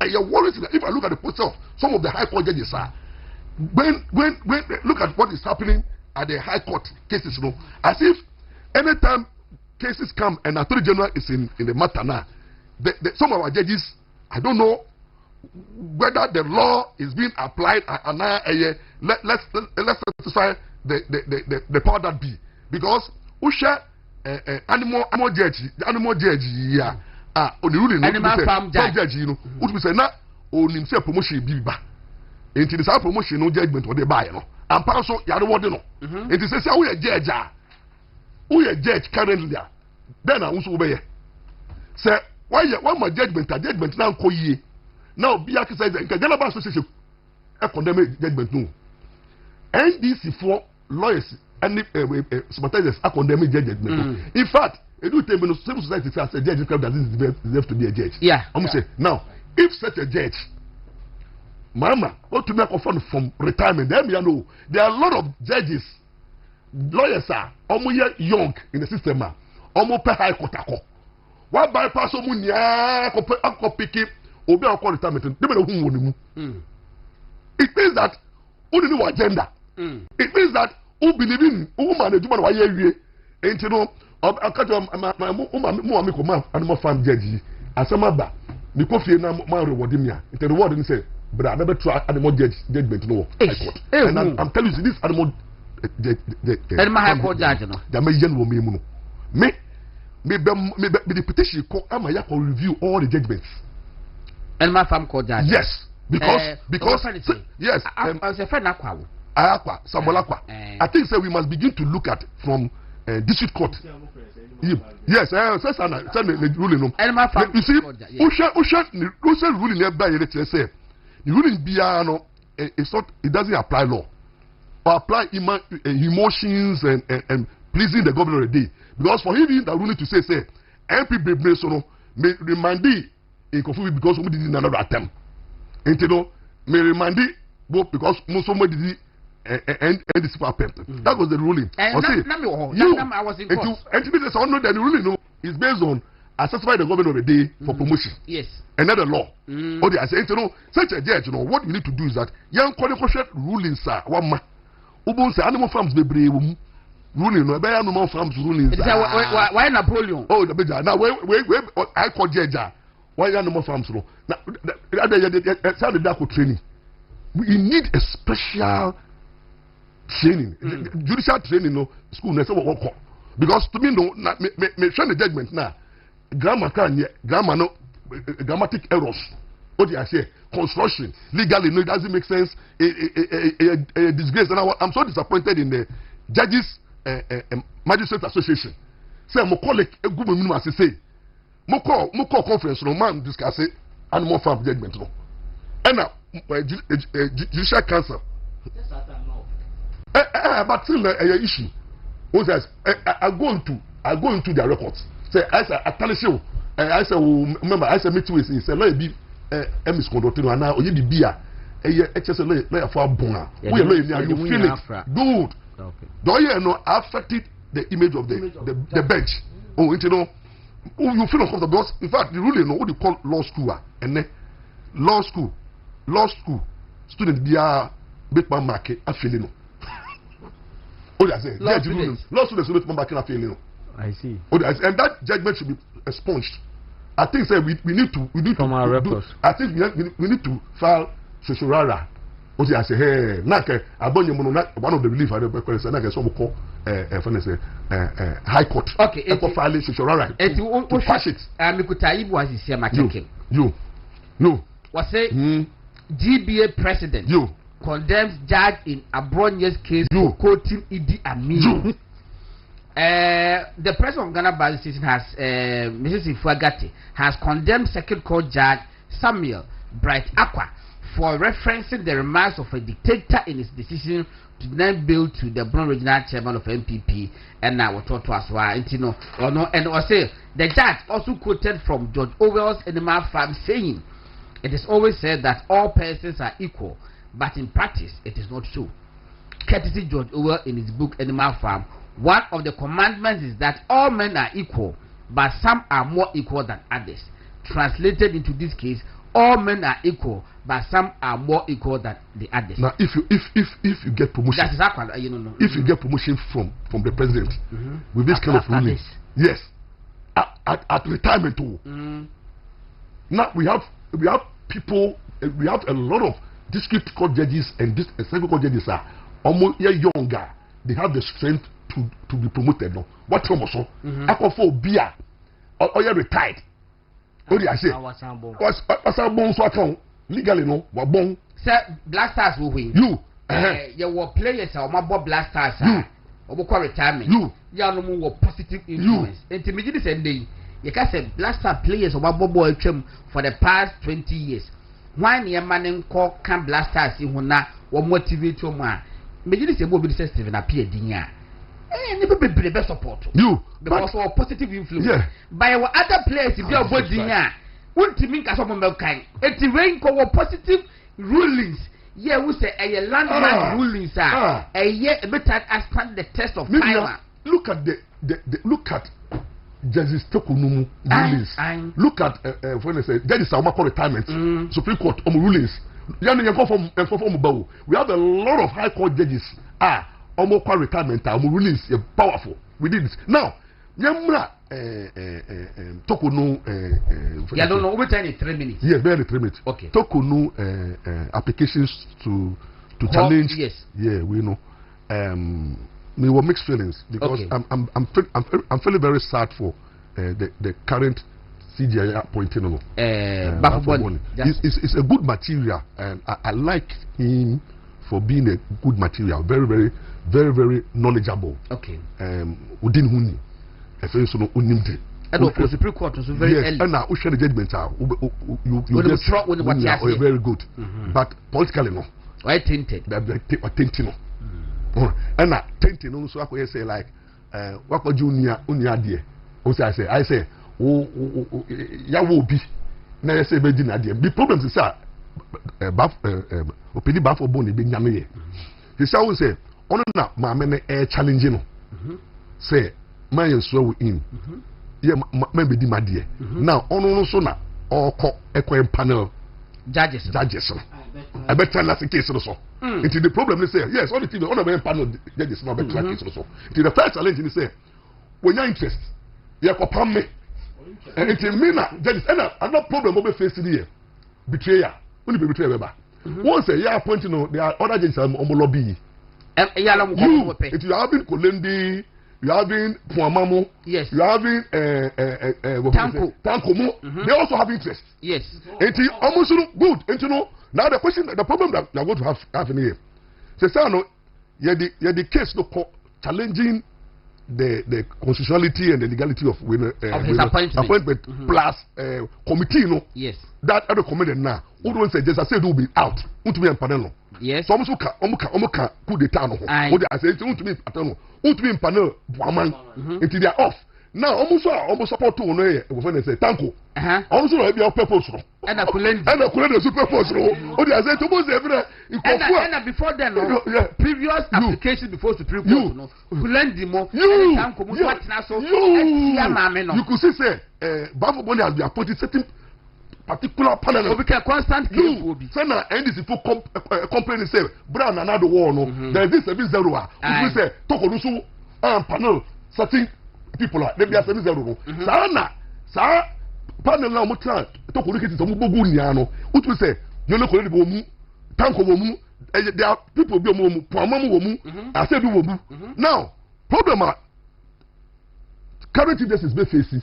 any ọkọ panel nkọfọ a ọmụ ebi mu pele position nti ebi mu ni na rele nia ebia nia ma amerika ede abade ọmụ de o de azebi say na tokodu ni ho na wo buy no say na wo so ebia ti ebo di gu a na say enti no question is say can you go and lobby which judge will you go and lobby to come and see new ones now and so problem o de say new ones pro NDC before never na be new ones your old ones were that is what people now get to know. Say, then these new people were brought there for agenda. You see the problem? You see the problem you are going to create in this case? Because that new seven mobile, I didn't experience old ones. Now bypass some. Say, no, you are left with people who perceive you to be pro MPP. Yes. That is Professor. What they say. Any others now no that's a question will be that now in fact Professor Henrietta Mensah in one of her judgments okay say the meeting yi chief justice and let us say who yi class prefect dia good and you know if the one you go challenge you appointment no. Who are the people we are going to appoint? And problem. I'm telling you, a very problematic. It's how many share drama no. Martin. Peter Yanko. Oh, hey, yeah. But Kitubia Mekano Oran, the end say you were right about Domelobo. Okay. Oh, they did a lot of propaganda. So, Ora and so we are minds can alcohol here and no quite but a choir of faso. What do you say? That time, and swear President Mama Ino, no court committee, no, and no cry a challenge because he and swear ina. What court could be say, and go to share loot and no none chain. Oh, my in say, Omukoti kuon wienu, Sikabi Dawa, a month for real Mukwakoji. And oh, my in $21 billion. Yes, Omukakojaba. And to be fair, Dominovo in February in the interview with City or Kind say we didn't do any investigation till that was in February. In February. Okay. We don't have the mandate to investigate. Ours was to collect information. So Orano, Omango movie out. Whether valid or invalid. Yes. That is why Obeka say oh ebehia say ebeye audit of report no mo dia ba no. Na and soundmetmen who say am pass obi area not obi area. But in between that same February, 13th February, I think the year Beka said oral prosecution will start next month. You see the contradiction. So much. Yes. No. Yes. So February okay. Yes. February 13th. When the Domilovo now on committee member and they say they only took information. And they a conveyor belt. Yes. And no. This Attorney General, because on my Bibia Tonk and that too. Also for those who doubted the necessity of this intervention, that is oral no, I'm quoting him.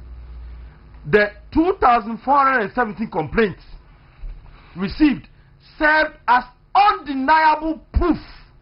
This Attorney General speaking. I say 2,000 saying 2,470 complaints no manyano.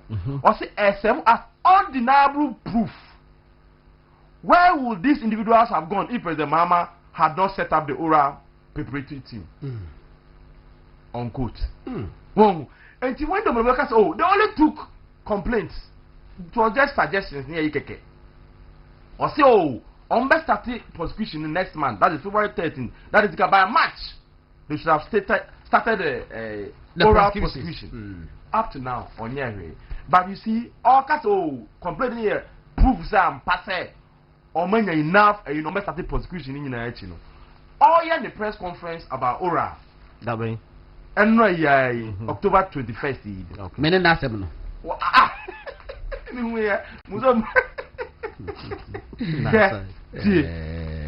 Reality is setting in now. You can say on page 2, the investigations were necessary because the oral committee report did not contain the evidence required to prove the guilt of the suspect in court beyond reasonable doubt. Is it a different person speaking or the same person? You see, the Attorney General, let me say, that Bibi, there's something happening. But oral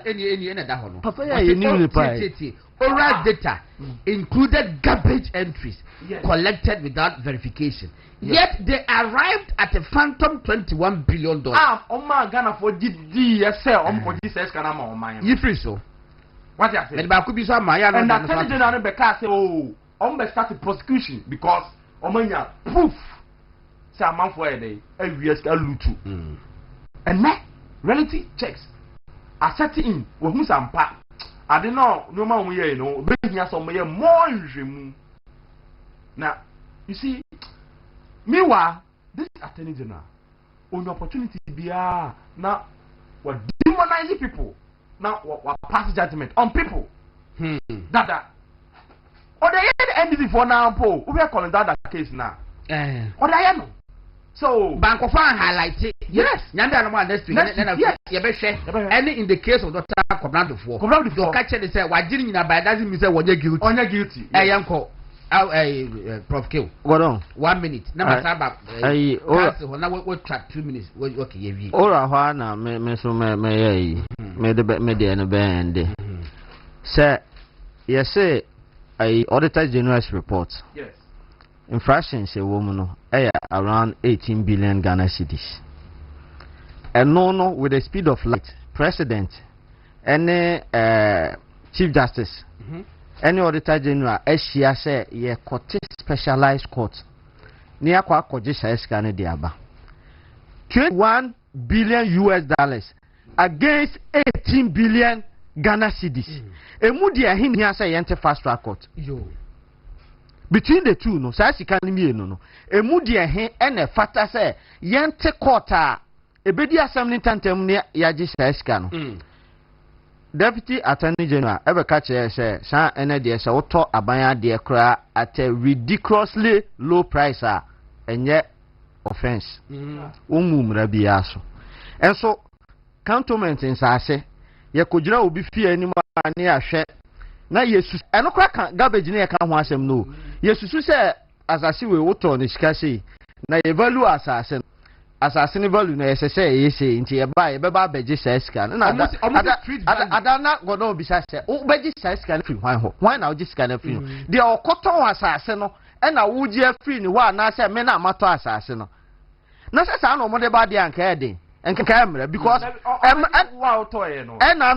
aban SSI na NDC 2016 or more kono government vehicles na yenya just 2 years car near to be be $36,000 ye ton ma kwabrane 5,000 Ghana cedis 5,000 Ghana cedis e ma ji for ati wo mu nyina to tobi eno no anyanya bia e fine in place ewo oral report sa garbage na omo sesa de komo omampanyin na na sa report ni nyina na ka ho ana se no nka ho de a ene adesoa na esoa MPP for se ene galamse na atu atisa eko ni nyina no that is MPP ba yenso ye kogina forest we a ne ya hwedin se forest we nka wo ho a nka osono betimi abam osono ni value ye sei ne yeso ye de atokwa ni ti so se wo so o de sai sika no ebe maye won say na akwa ba bia ba beshi yapon akala bato no birthdays mi nu bi mpanifo bi pa o ta hwe ye omu nyina de above 60 years intina ye celebrate mo na no pay